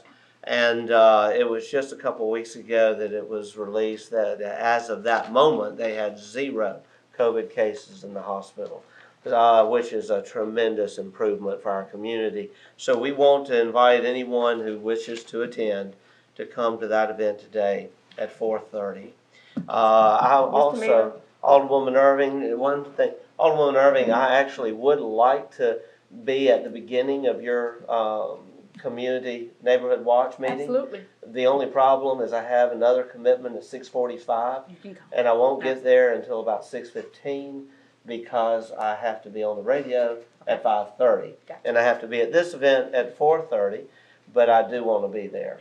And you asked that, Mayor, but that's to any board member Thank and to you at every meeting. Thank you. Absolutely, Thank every you. meeting. Yes, I Alderwoman would like Hall. for us to acknowledge Mr. Purnell for all of the hard work he does for this city.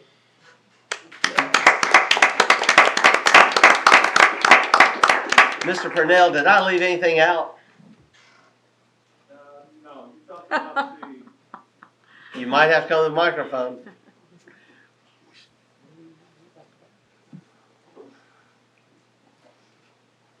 You did mention the meeting that's happening tomorrow afternoon at 6 o'clock at the convention center.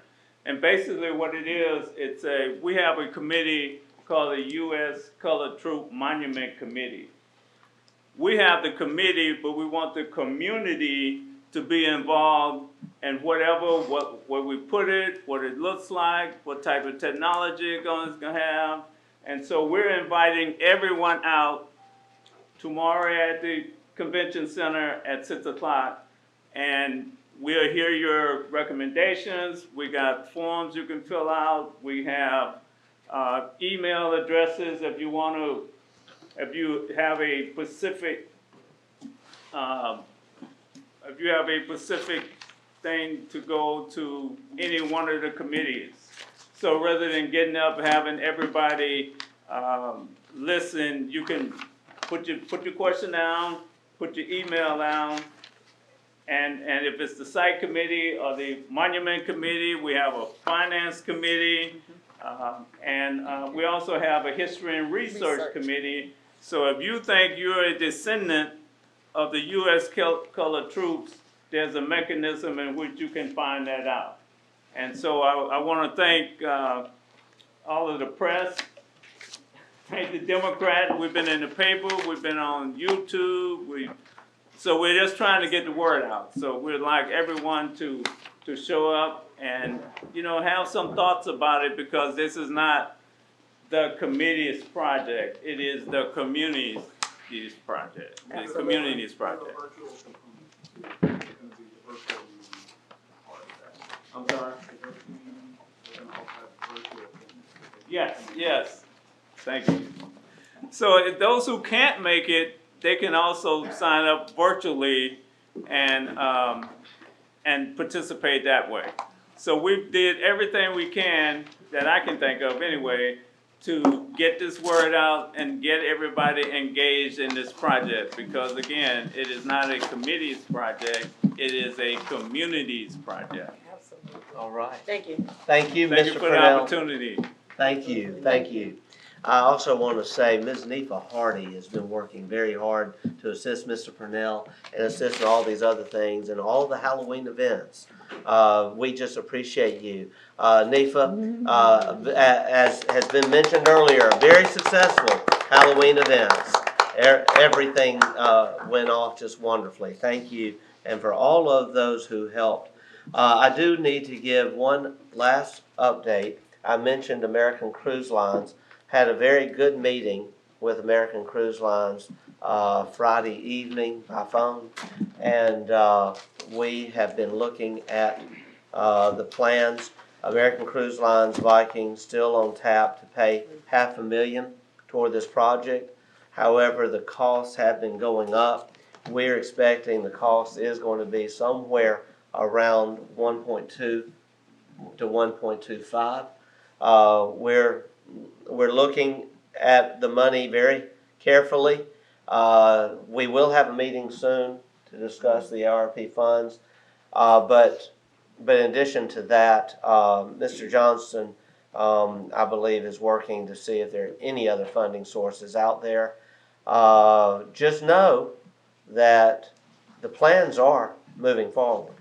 You just approved a major expense that the city has now incurred with Volkert Engineering. That represents a very large portion of the design phase, and we are now moving toward permitting other steps Our goal is to break ground on that in May of 2022. And we have good news to report that Viking is running 2 months ahead of schedule and very likely will be bringing their ship to Natchez next year, 2 months ahead of schedule. That is very good news for us. Also, board members, you had requested a committee of the whole be appointed. That would be all of you to look at drainage concerns. Manny McPhillips, our lobbyist, is going to be in Natchez on Monday, meeting with the Board of Supervisors at that morning at 9 to go over legislative issues and matters. I would like to call a special meeting that can take place after their meeting, where Manning then can give us an update, and we can also discuss drainage concerns and with our lobbyist. And that meeting will likely take place around noon, and we are going to ask that Natchez Inc. provide us some sandwiches for that meeting, but expect a notice of a special called board meeting to meet with our lobbyist on Monday, this coming Monday at noon. I could go on, but we've got to now call this meeting to a close. I have Anything one else? question. I did. I just want to ask you, could you give an update on the Angeletti house? And the reason why I'm asking, it's just falling apart. Yes. I mean, just. We have gotten quotes, and we need to review the quotes and see if funding can be found for that. If there are any grants to be found, we definitely would like to address the Angeletti house. It is, we have gotten quotes. It is on our target list, but we just haven't identified the funds yet. But we'll certainly continue looking at that. We aren't going to adjourn our meeting right now. What we are going to do, we have a personnel matter, and that is we are meeting to discuss and interview some candidates for the city clerk's position. This will be an executive session. Is there anything else to be discussed during the executive session? It just will involve private privilege matters and matters regarding salary negotiation that might hurt us if we reveal this in public, so. And we will, and then we will make a report after the I would add executive one session. to it, Yes? legal contracts. Yes, to discuss legal contracts pertaining to, can you give me a generality? We need to. City-owned properties. City-owned properties? Okay. All right, we just need to make sure we're having, this is an open determination for the calling of an executive session. We will now entertain a motion to go into executive session for the purposes that have been discussed. So moved. Is there a second? I have the motion made then by Alderwoman Irving, seconded by Alderwoman Hall. Any discussion? We will now ask for a vote. All in favor of the motion indicate by saying aye. Aye. All opposed, nay. The ayes have it. Motion carries. We are right on time. Just need a quick break, and we'll meet everyone.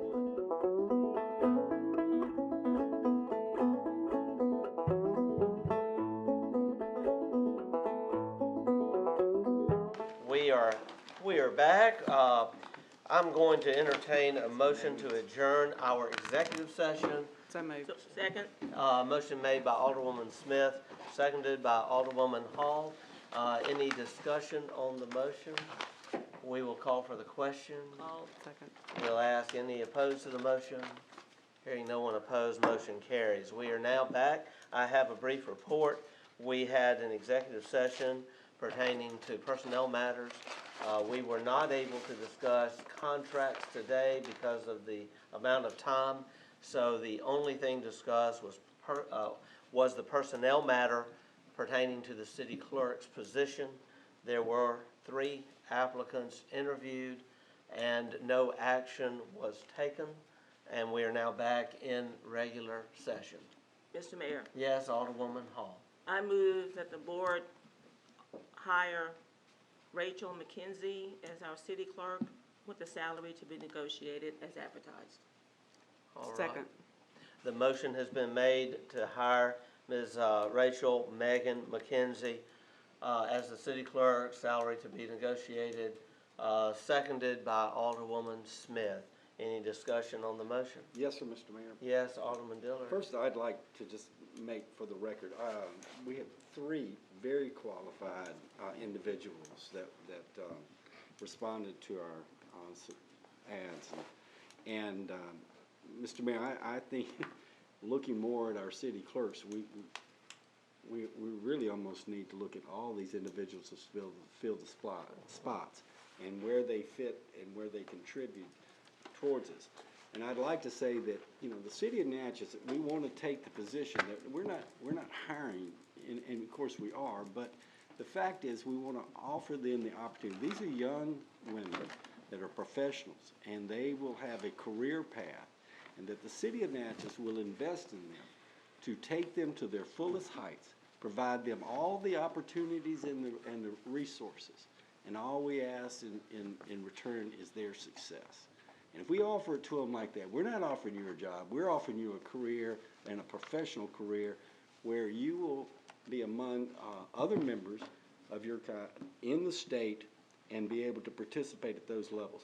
One position is not more important than all, but all positions are important. Thank you, Mr. Mayor. Very well said, very well said. Any Mr. further Mayor? discussion? Yes. Yes, Alderman Frazier. Mr. Mayor, we as Alderman Dillon stated, we had 3 applicants, and I thought all 3 of them was very excellent and stuff. And a motion was made a few minutes ago for Ms. Edna, but as Alderman Dillon stated, I'm a type of person like this. I'm gonna work with the city, and we're gonna get a clerk. But I am in favor of what Alderman Dillon said, that these 3 applicants that we hired them. I'm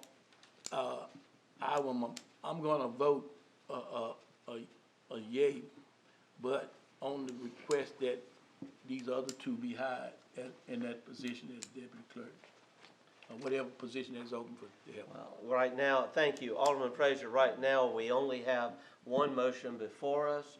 We will dispense with that motion, and then, you know, we can entertain other motions at that point. The question has been called. We'll proceed to a vote. We'll have to have a roll call vote on this. Alderwoman Hall. Don's here. Alderman Frazier. Aye. Alderwoman Smith. Aye. Alderwoman Irving. Aye. Alderman Davis. Aye. Alderman Dillard. Aye. The ayes have it. Motion carries. Other business Yes, to Mr. be Mayor, taken up. Yes, I'd Alderman like to make a Frazier. motion that the other 2 applicants be offered a position in the clerk's office, and as it was along with the hiring of the deputy clerk. Second. Second, yeah. Okay, motion has been made by Alderman Frazier to hire the other 2 for positions in the clerk's office, seconded by Alderman Dillard. Yes, That they be not offered. they be all Interviewed. Yeah, Interviewed for, interviewed. and be interviewed offered. Let's make sure we get this straight. Yes. Okay. interviewed What for is the other motion? positions. That they be interviewed? Yeah, I'd like to restate that motion, that they be interviewed, and if so, if they accept that position. That they be interviewed for other positions. That motion has been seconded by Alderman Dillard, correct, Alderman Dillard? That is, that we will interview the other candidates for other positions. That's the intent, Mr. Mayor, is that I think we had candidates that were well qualified, and I think we want to have the opportunity to solicit them again for positions that are available within the city of Natchez. All right, all right. The motion has been made. Further discussion? Mr. Mayor. Yes, Alderwoman Hall? Before we take a vote on this, I just want to make sure that we are legal, because we did advertise for the deputy clerk's position, correct? Or have we? Yeah. Okay. Did we advertise? Yeah, We advertised both. It has been So we did advertised. advertise Yes, for both it has positions. been advertised. We didn't interview for that. We have not interviewed for that Okay, position okay. today, Position, however. but then another interview. All right. Call for the So question. the motion is very simple. We will invite them to interview for the other position, other positions that may be available. The question has been called. Second. All right, we'll just take care of this with a voice vote. All in favor of the motion indicate by saying aye. Aye. All opposed, nay. The ayes have it. Motion carries. At this time, I will entertain a motion to adjourn, and I'll invite anyone who would like to attend to join me in going to the hospital to recognize our healthcare heroes. Motion to adjourn.